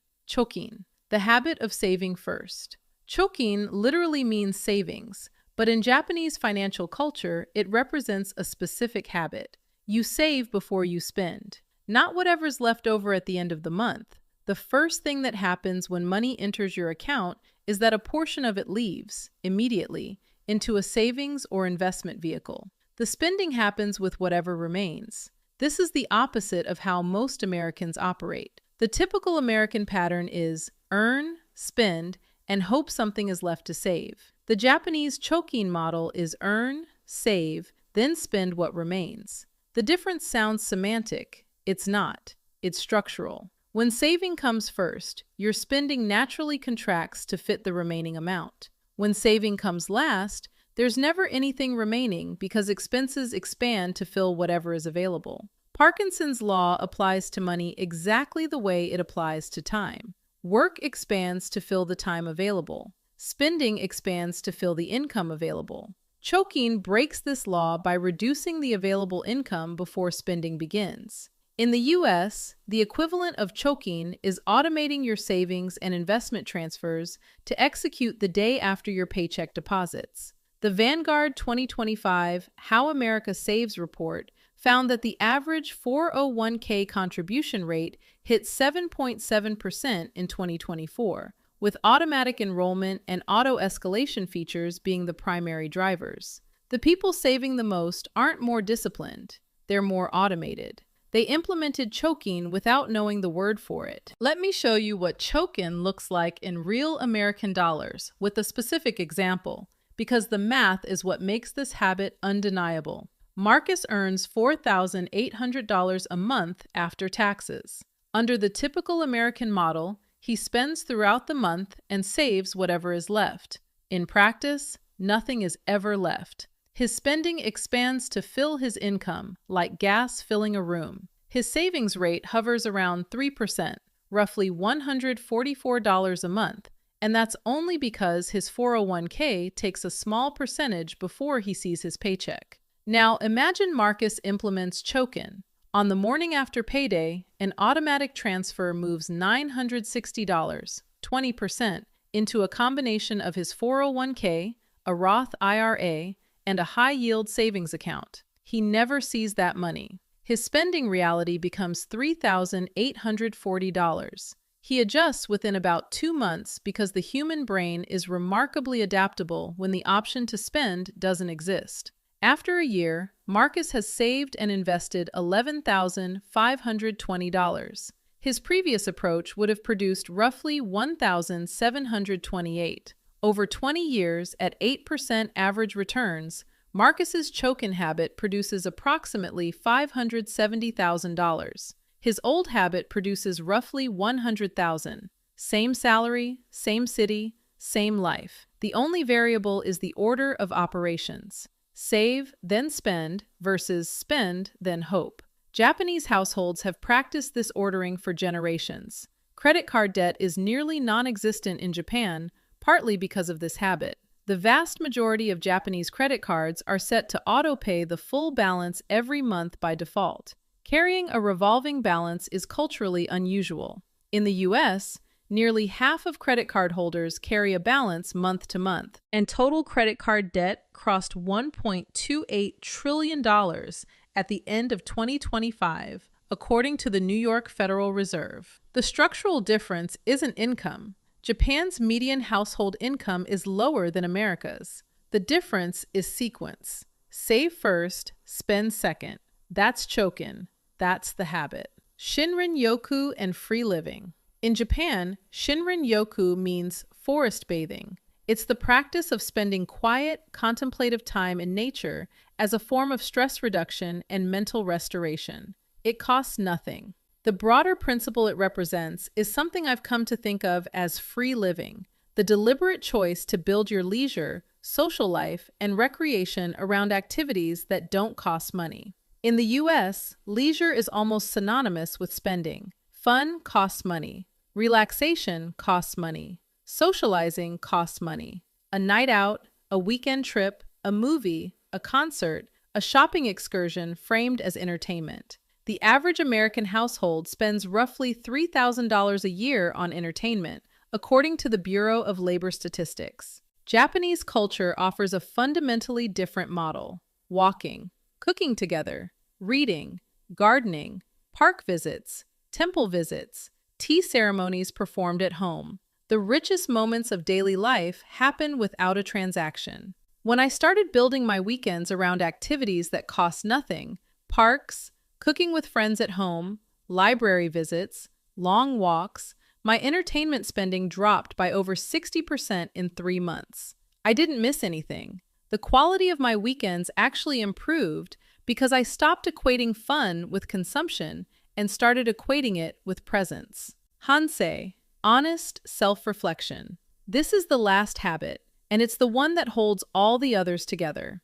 Hansei is a Japanese practice of sincere, rigorous self-reflection. It's not self-criticism. It's not guilt. It's an honest examination of what you did, what went well, what didn't, and what you'll do differently. In Japanese schools, children practice Hansei from a very young age. It's embedded in the culture. You don't reflect because you failed. You reflect because reflecting is how you grow. Applied to finances, Hansei is the monthly review that closes the kakeibo loop. You sit down with your notebook, look at what you spent, look at what you saved, and ask yourself 3 questions without judgment. Did I meet my savings goal? What purchases brought me genuine value? What would I do differently? This habit, this 10-minute monthly practice of honest financial reflection, is the most important habit on this list because it's the mechanism by which all the other habits improve. Mottainai gets sharper because you notice the waste. Harahachibu gets easier because you see where you overfilled. Kaizen gets direction because you identify the next 1% improvement. Without Hansei, the other 9 habits are static. With it, they compound. And that word, compound, is where I want to leave you. Everything I've described in this video, every one of these 10 habits, operates on the same principle that compound interest does. Small, consistent inputs, repeated over time, producing results that are wildly disproportionate to the effort. A $3 notebook and 10 minutes a day of kakeibo doesn't sound like a wealth-building strategy. Neither does leaving 20% of your plate empty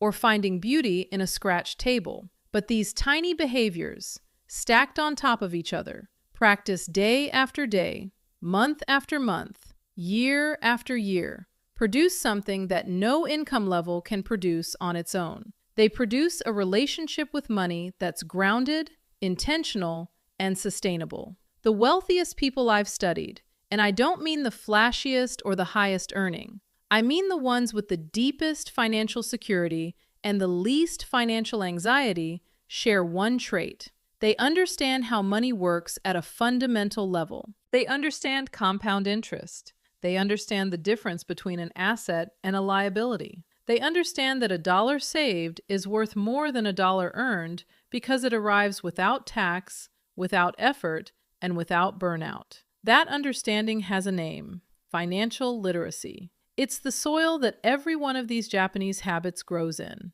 Without it, kakeibo is just a notebook. Mottainai is just a word. Choking is just a concept you heard about in a YouTube video and forgot by next week. With financial literacy, these habits become a system, a quiet, boring, profoundly effective system that builds wealth the same way a Japanese garden grows. Slowly, intentionally, with every element placed for a reason. Nothing wasted, nothing rushed, nothing performed for an audience. The woman I was 2 years ago, sitting at her kitchen table, surrounded by things she didn't need, bought with money she didn't have, carrying a credit card balance that made her stomach hurt every time she opened the app, that woman didn't need more income. She needed a different philosophy. She needed to learn that wealth isn't built by earning more, it's built by understanding more. The habits came after the understanding. The results came after the habits.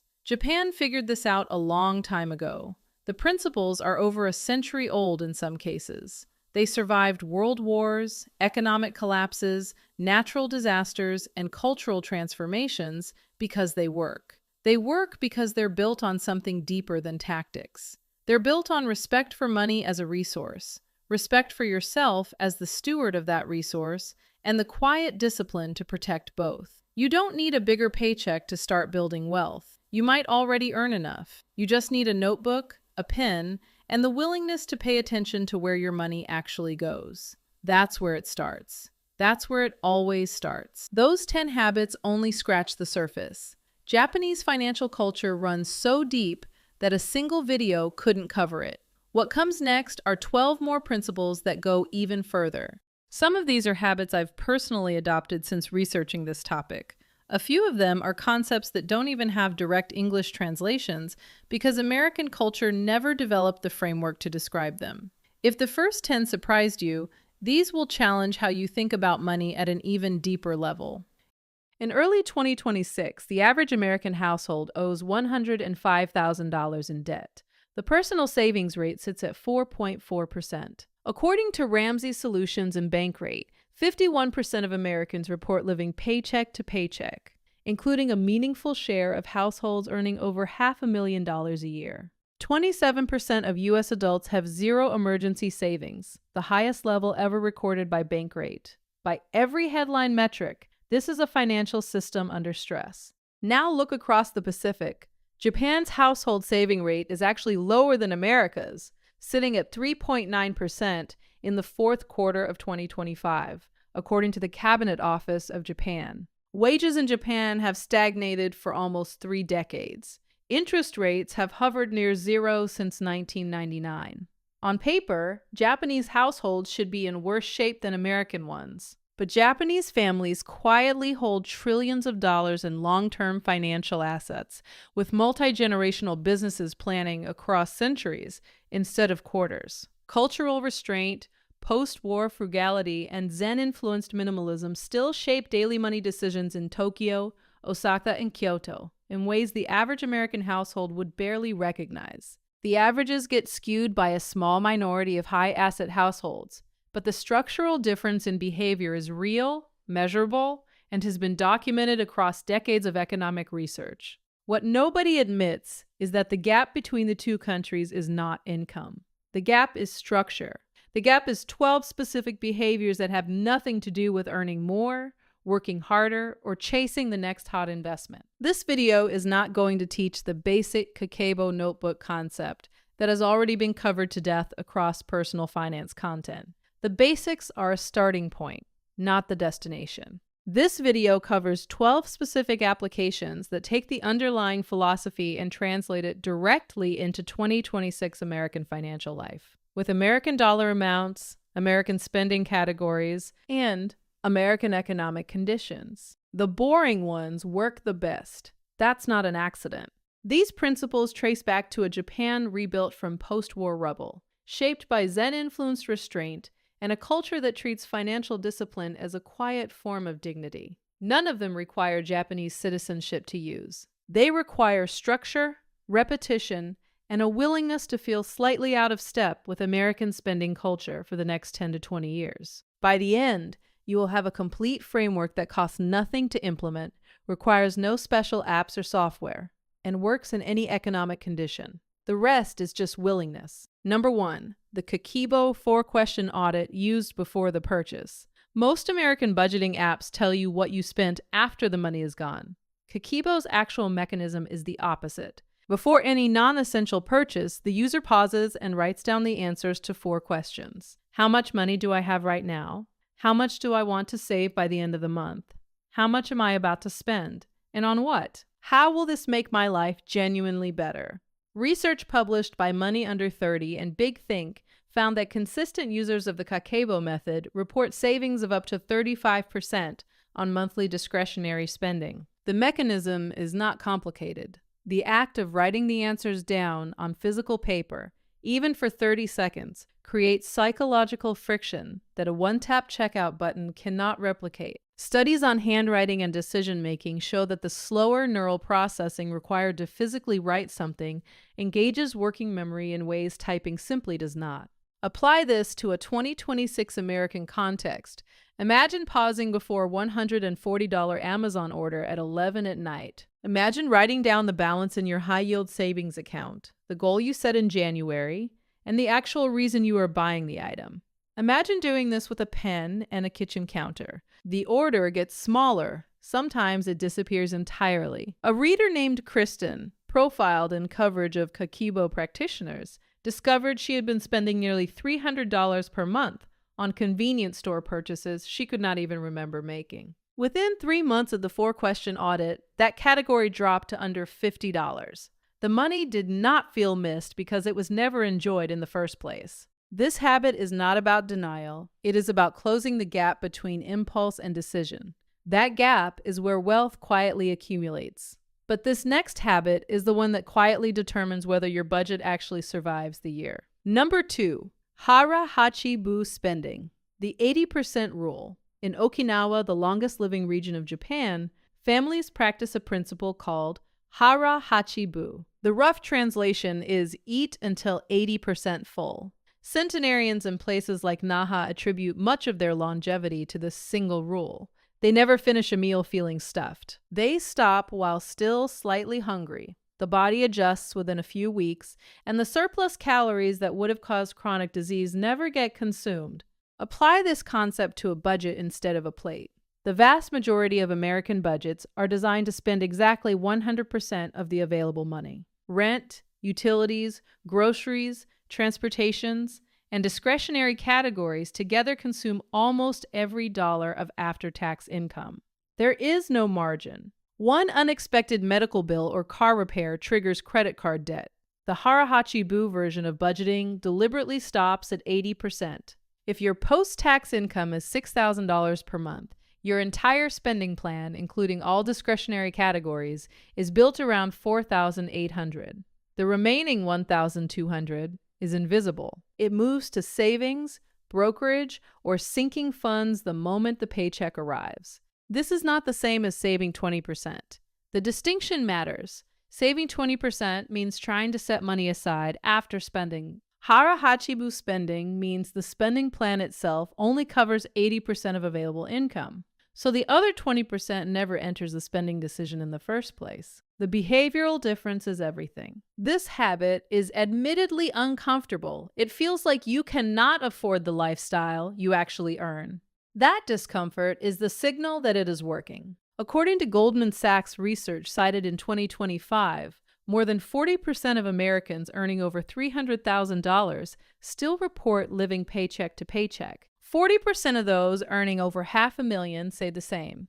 Those households are running their budgets at 100% capacity. Lifestyle has expanded to perfectly match income at every step. The 80% rule is the structural fix that prevents this trap regardless of income level.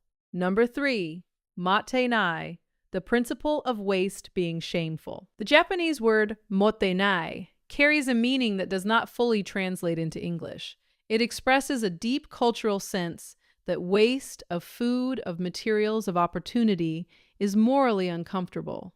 A grandmother in Kyoto using vegetable scraps for the next morning's miso broth is not being frugal. She is acting on a value system inherited across generations. The Japanese tradition of kintsugi, repairing broken pottery with gold lacquer, is the same principle made visible. The repair becomes part of the object's story. The flaw becomes more valuable than the original perfection. In a 2026 American context, motenai shows up as a single decision: repair before you replace. According to Bureau of Labor Statistics data, the average American household spends approximately $1,800 per year on clothing, much of it discarded after just a few wears. Fast fashion has compressed the lifespan of an item from years to months. Phones get replaced on 24-month cycles. Furniture gets thrown away when a single leg breaks. Appliances get scrapped instead of serviced. The average American family of 4 also throws away approximately $1,500 in food each year, a perfect example of the same motenai violation extended into the kitchen. The motenai approach treats every owned object as a long-term asset. A pair of leather boots gets resold 3 times instead of replaced. A washing machine gets a $120 repair instead of a $1,500 replacement. A laptop battery gets swapped for $60 instead of triggering a new device purchase. A torn winter coat gets a $30 tailor visit instead of a $400 new one. A scratched dining table gets refinished instead of curbed. The math is unforgiving. Repairing items at 30 to 40% of replacement cost across a decade saves the average household between $15,000 and $25,000. That number, invested at conservative market returns from age 35 to age 65, becomes well over $100,000. The visible cost is the repair receipt. The invisible cost is everything that would have been thrown away. That number is the kind of number that makes accountants quietly nod. Number 4. Gaman, the practice of restraint. Gaman is one of the most respected concepts in Japanese culture. It translates roughly to perseverance with patience. A worker who endures a difficult assignment without complaint demonstrates gaman. A family that waits 10 years to upgrade their home demonstrates gaman. The cultural value placed on restraint is the opposite of the American expression treat yourself. In Japan, the ability to want something and not act on it is considered a sign of maturity, not deprivation.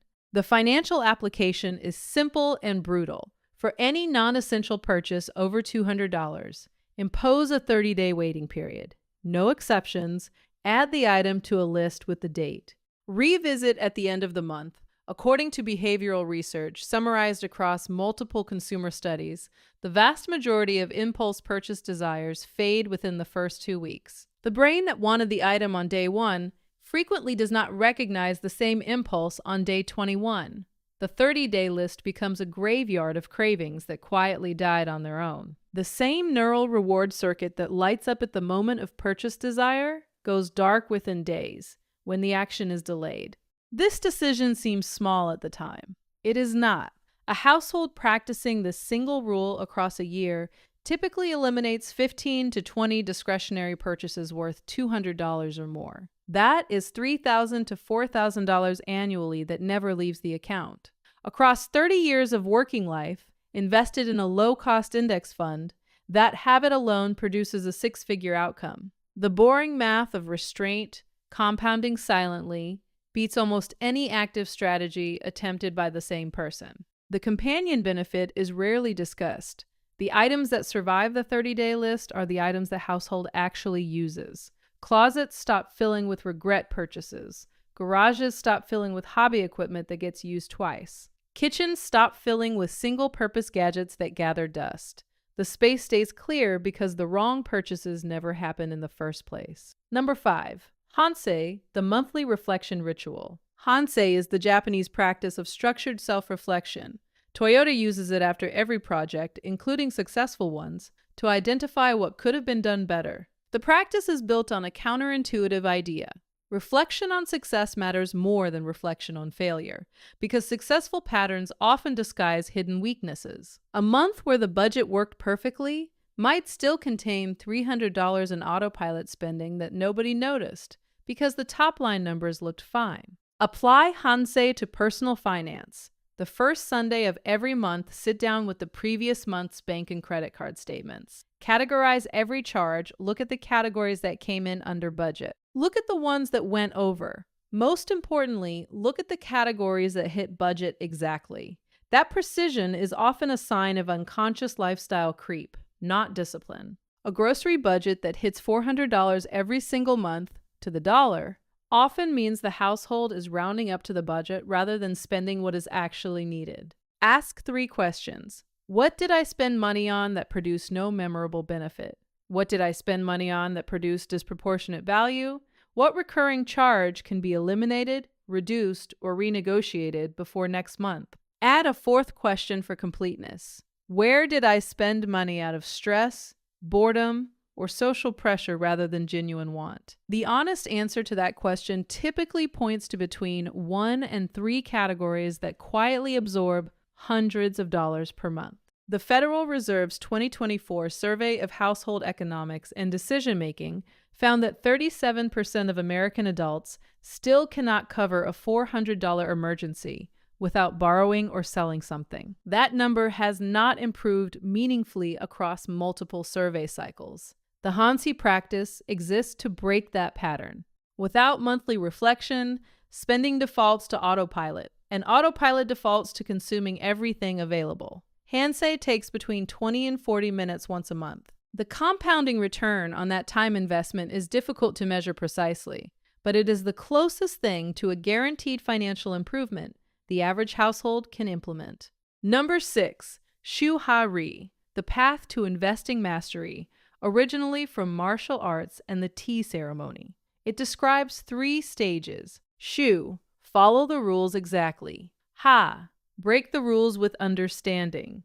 Ri, transcend the rules entirely. A student who tries to skip the first stage and innovate immediately creates expensive mistakes. The phrase is sometimes attributed to Sen no Rikyu, the 16th century tea master, and the principle has shaped Japanese craft traditions for almost 500 years. American retail investing in 2026 is a graveyard of skipped first stages. Beginners who have never owned a single index fund jump directly into options trading. New investors who do not understand expense ratios chase leveraged ETFs and cryptocurrency tokens. The 2024 Bankrate data on emergency savings shows that the same households reporting they cannot cover a $1,000 emergency are also the most likely to be holding speculative positions. The pattern is consistent. The skipped first stage produces the predictable later failure. The Shu-Ha-Ri investing path looks unglamorous from the outside. Shu means selecting one broad market index fund, contributing automatically every paycheck for at least 3 years, and learning nothing else during that period. No reallocations, no reading market commentary, just the quiet repetition of contribution and growth. The S&P 500 index has produced average annual returns of roughly 10% over the long term. The household that spends 3 years simply contributing without interfering will outperform the vast majority of active retail investors who spend the same period optimizing. Ha begins only after the first stage is mastered. Maybe a second fund gets added for international exposure. Maybe a small allocation gets moved to bonds as the time horizon shortens. Each change is studied and slow. The decisions are made from a position of demonstrated competence rather than a position of guesswork. Ri is the stage where most American retail investors start, and that is precisely why they fail. The Japanese pension system and the average Japanese retail investor share a preference for slow, dividend-yielding, low-volatility positions held for decades. The boring approach to investing is the boring approach for a reason. It works. If you took only one habit from this video and applied it for the next 30 years, this would be the one with the largest financial impact. But the next several are the ones that protect the conditions that allow this one to work. Number 7, the Tanimoshi Accountability Circle, modernized. In rural Japan, and especially in older Okinawan communities, families participated in Tanimoshi, a rotating savings group. A small group of trusted neighbors each contributed a fixed amount monthly. Each round, one member took the entire pot, with the rotation continuing until everyone had received a turn. The system was not about earning interest. It was about social accountability. The shame of failing to contribute in a tight-knit community where everyone knew everyone else was more effective than any contractual penalty. The 2026 American version does not require pooling money. The mechanism is the accountability itself. 3 or 4 trusted friends agree to share a private monthly spreadsheet: net worth, savings rate, debt balance, and one financial decision they are wrestling with. The numbers are real. The conversation is structured. The shame of skipping a month is more effective than any budgeting app. According to research from Charles Schwab's 2026 Modern Wealth Survey, Americans now define wealthy as having $2.3 million in net worth and financially comfortable at $839,000. Those numbers are the result of social comparison, much of it driven by curated social media feeds. Goldman Sachs explicitly cited keeping up with the Joneses as a driver of paycheck to paycheck living among high earners in its 2025 report. The Tanimoshi Pact replaces unhealthy comparison with structured truth. The friends in the circle become a private benchmark that actually reflects reality instead of an Instagram feed showing everyone's highlight reel. The structure of the conversation matters. Each person reports the same 5 data points: net worth change since last month, savings rate for the month, total non-mortgage debt, one financial mistake or near mistake from the month, one decision being considered for next month, No advice is offered unless requested. The simple act of speaking the numbers aloud to people who will see them again next month is the entire mechanism. A small group of 3 or 4 people meeting once a month for 45 minutes often outperforms every paid financial planning service the same households would otherwise consider. The structure is older than financial apps by several centuries. Number 8. Cash-first spending for high-velocity categories. Japan remains a cash-heavy economy in 2026, despite years of digital payment adoption. A typical Tokyo household still uses physical yen for groceries, dining, transportation, and entertainment. Credit cards exist, but they are reserved for specific large categories rather than daily life. The behavioral consequence is significant. The MIT Sloan School of Management research on payment psychology, replicated multiple times since the early 2000s, shows that physical cash spending produces measurably less expenditure than card spending on the same categories. The friction of counting bills, watching the wallet thin, and physically handing money to a cashier slows down the transaction. Each purchase feels like an actual loss because it is one, tap to pay and one-click checkout were specifically engineered by payment companies to remove this friction. The friction was the mechanism that protected the consumer. Apply this to the highest velocity spending categories in 2026. American life, restaurants, coffee, bars, convenience stores, quick groceries. Withdraw a fixed amount of cash each Sunday for these categories. When the cash is gone, the category is closed for the week. The system needs to be specific. $200 and $20 bills, loaded into an envelope every Sunday morning, allocated mentally across the week. When the envelope is empty on Thursday, restaurants close until Sunday. The week does not end in disaster. It ends in a slightly leaner Friday and Saturday, and the household notices that life continued perfectly well. According to Empower's most recent reports, the average American household spends $179 per month on food delivery alone, up over 10% year over year. Streaming and rideshare have grown at similar rates. These are exactly the categories where cash friction would cut spending the fastest. The household using cash for restaurants and coffee typically reduces those categories by 30 to 40% within 60 days without consciously deciding to spend less. The wallet decides for them. The relief of not having to make the willpower decision in the moment is itself a benefit, separate from the financial savings. If this video is helping you, the algorithm rewards small signals. Now back to the habits, because the next 4 are where this whole system locks together. Number 9, wabi-sabi, the imperfect budget that survives. Wabi-sabi is the Japanese aesthetic philosophy that finds beauty in imperfection, transience, and the worn surfaces of long-used objects. A cracked tea bowl repaired with gold lacquer in the kintsugi tradition is considered more beautiful than the original. The flaws are honored, not hidden. The philosophy extends far beyond ceramics. It shapes how Japanese households think about success, failure, and the long passage of time. This concept solves the single biggest reason American budgets fail: perfectionism. A household sets a strict monthly budget on January 1st. The first 3 weeks go well. On day 22, an unplanned expense breaks the plan. The natural response is to abandon the entire system and start over next month. By March, the cycle repeats. By June, budgeting feels like a recurring failure, and the household stops trying. By October, the household has spent 9 months feeling defeated by a system that was perfectly capable of working at 80% capacity. The wabi-sabi approach treats imperfection as expected. A budget that hits 80% of its targets is functioning correctly. A month with one overspend in one category is not a failure. It is data. The plan adjusts the following month, the year continues, and the compounding savings still happen. Reframe what success means. Success is not a perfectly executed January. Success is a 15th consecutive year of imperfect budgeting that nonetheless produced a higher net worth than the household had at the start. The cracks in the system are part of the system. The repairs are part of the structure. Sustainability beats intensity every single time.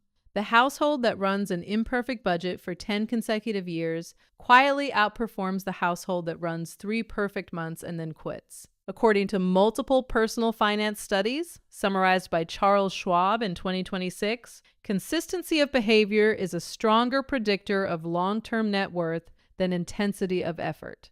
Quiet, imperfect, multi-decade budgeting wins. Number 10. Kaizen, the 1% annual savings escalation. Kaizen is the philosophy of continuous incremental improvement. Toyota built one of the largest manufacturing operations in human history on the principle that getting 1% better today, every day, beats waiting for a single transformative breakthrough that may never come. The same philosophy shapes how Japanese workers approach personal skill development, household management, and long-term financial planning. Apply Kaizen to the savings rate, not the budget itself. Most American households save somewhere between 3 and 6% of gross income annually, far below the 10 to 15% that financial advisors generally recommend. Jumping from 5% to 15% overnight is unsustainable for almost everyone. Lifestyle adjusts in the wrong direction, the household feels deprived, and the new rate collapses within 90 days. The Kaizen alternative looks almost laughable in its modesty. Increase the savings rate by 1 percentage point per year. That is it. Year 1, 6%. Year 2, 7%. 8%. Year 10, 15%. The household barely notices each annual change because the increase is small enough to hide inside the natural 1 to 3% annual raises that most workers receive. The lifestyle never feels reduced. The savings rate quietly triples across a decade. The implementation is mechanical. Set a recurring calendar reminder for January 1st of every year. On that date, log into the retirement account or automatic transfer settings and increase the contribution by exactly 1 percentage point. The change takes 90 seconds. The compound effect is enormous. The math is unforgiving. In the best possible way, a household earning $75,000 per year, escalating 1% annually, starting at age 30, retires with hundreds of thousands of dollars more than the same household stuck at a flat 6%. Same income, same spending, different protocol. This is the habit that quietly does the heaviest lifting. It almost never gets credit because it is too small to feel impressive in any single year. Number 11. Shoshin, the Beginner's Mind Subscription Audit. Shoshin is a Zen concept meaning beginner's mind. A practitioner approaches even familiar tasks as if seeing them for the first time. Free of assumptions, the application to personal finance is brutal. Once a year, ideally in the same month every year, sit down with the last 12 months of credit card and bank statements and audit every recurring charge as if you had never seen it before. Streaming services, software subscriptions, gym memberships, cloud storage, app subscriptions, insurance riders, donations on autopay, newsletter subscriptions, wholesale club memberships, magazine subscriptions inherited from a previous decade, free trials that quietly converted to paid memberships 18 months ago. According to Empower's 2025 spending data, the average American household carries somewhere around $273 per month in active subscriptions, much of it forgotten or barely used. That is over $3,200 a year, much of it draining accounts. On autopilot, the Shoshin question applied to each one is simple. If I were not already paying for this, would I sign up today at this price, knowing what I now know about my actual usage? If the answer is no, the subscription gets canceled immediately. No negotiation with yourself. No, I'll cancel next month. Particular categories deserve extra scrutiny. Streaming services with overlapping content libraries. Gym memberships that get used fewer than 4 times per month. Premium versions of free apps where the free version actually solves the problem. Cable bundles still attached to a landline that has not been used in a decade. Insurance riders sold during a previous life event that no longer applies. The first audit of a typical American household typically eliminates between $800 and $1,500 per year in subscriptions that produce no remembered value. That money invested across a working career easily exceeds $100,000 in retirement assets. The audit takes about 90 minutes once a year. The hourly return on that time is conservatively the highest in personal finance. Number 12, generational stewardship, the 50-year horizon. The final habit is the one that quietly reframes everything before it. Japanese culture takes generational thinking seriously in a way that has almost no equivalent in modern American life. Family businesses in Kyoto plan across centuries. The mukoyoshi practice, in which families adopt adult sons-in-law to continue the lineage of competent leadership, creates institutions that survive across hundreds of years. Over 80,000 such adoptions still take place annually in Japan, mostly involving men in their 20s and 30s. Wealth, in this framework, is not a personal score. It is a stewardship across time. Translate that into American financial behavior in 2026. Every major financial decision gets evaluated on a 50-year horizon, not a 5-year one. The house purchase is not, can I afford the payment this year? It is, will this asset still serve the next generation? Or will it be sold under pressure when I retire? The car purchase is not, can I get approved for the loan? It is, does this transportation decision align with the financial life I want at age 70? This single shift changes almost every line item in a household budget. The cheaper house quietly becomes the better house. The reliable used car becomes the obvious car. The retirement account becomes a generational vehicle, not a personal scoreboard. The estate plan, often delayed for decades by American households, gets handled in the first year of marriage or the first year of significant income, because future generations are real people, not abstractions. The shift extends into the smallest decisions. A subscription is no longer evaluated only on this month's value. It is evaluated on the cumulative cost across 30 years if it remains active. A home renovation is not evaluated only on aesthetic improvement. It is evaluated on whether it preserves or destroys long-term resale value.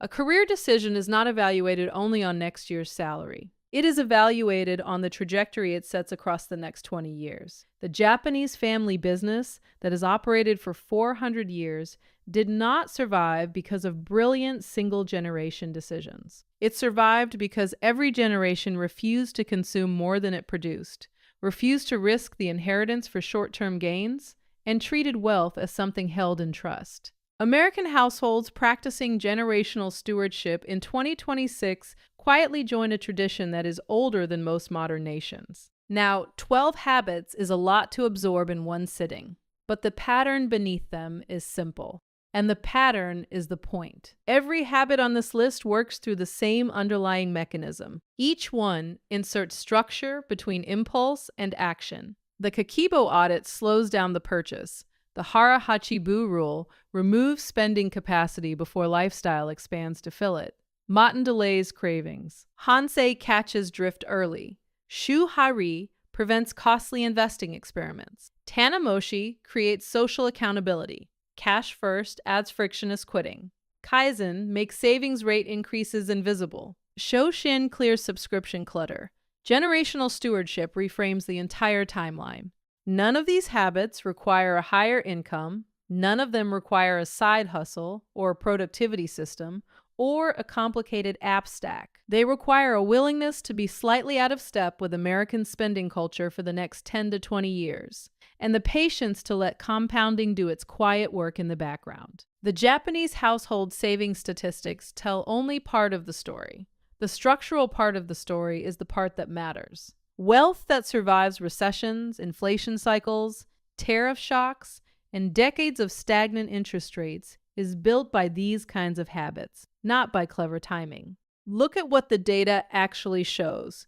The Bureau of Economic Analysis confirms the American personal savings rate is roughly half of its 60-year historical average. According to PYM-NTS intelligence research from January 2026, roughly 2/3 of American consumers continue to live paycheck to paycheck in early 2026. The Federal Reserve's 2024 SHED report documented that 37% of U.S. adults still cannot cover a $400 emergency. These are not statistics about poor people. They are statistics about a country where the structural habits required to build sustainable wealth have been gradually replaced by structural habits that consume it. The 12 Japanese habits in this video are the structural alternative. They are the version of financial life that gets practiced, not preached. The version that does not require a six-figure income, a market timing genius, or an inheritance to start working. The version that, applied across decades, quietly produces the kind of wealth that does not need to announce itself. Now, here is the part that matters most for actually applying any of this. These 12 habits assume something underneath them. They assume the household has not already walked into the predictable financial traps that quietly destroy the ability to use any of this wisdom in the first place. The retiree practicing generational stewardship at age 65 only gets to do so because the same person at age 25 and 35 and 45 did not fall into the specific debt traps, lifestyle traps, and timing traps that derail the average American across each decade. That is the foundation underneath the foundation.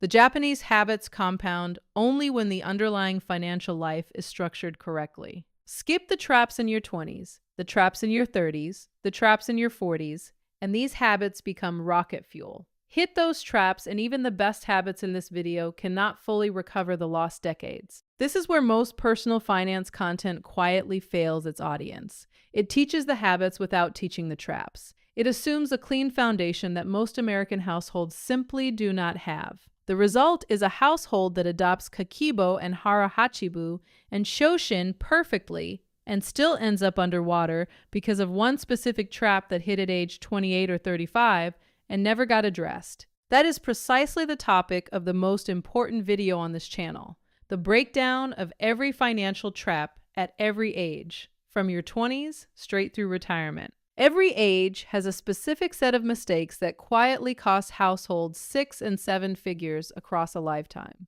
The student loan trap in your 20s looks different from the lifestyle creep trap in your 30s, which looks different from the helicopter parenting trap in your 40s, which looks different from the early Social Security claim trap in your 60s. Knowing the traps at each decade is the prerequisite for everything you just heard. It is the foundation any real financial life is built on. And it pairs directly with the 12 habits in this video. The order matters. Avoid the traps first, then layer these habits on top, then watch Quiet Wealth build, year after boring year, in accounts nobody else sees. That is how it has worked in Japan for centuries. That is how it can work in America starting this month. For anyone willing to be patient enough to let it, you've just heard over 100 plus minimalist rules, frugal habits, and cultural money principles.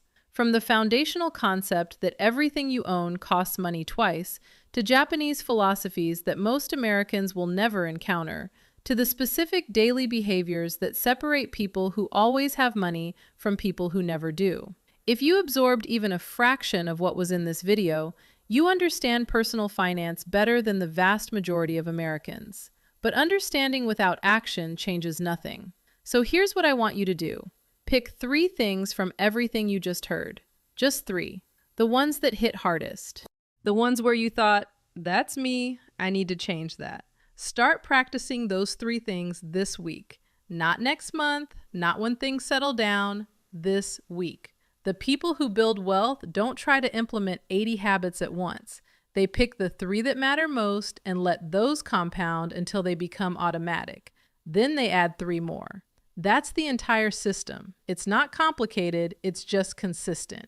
Every individual topic I covered today has its own dedicated video on this channel if you want to go deeper on anything specific. Subscribe if you want more of this. I break down one financial principle at a time every single week. I'll see you in the next one.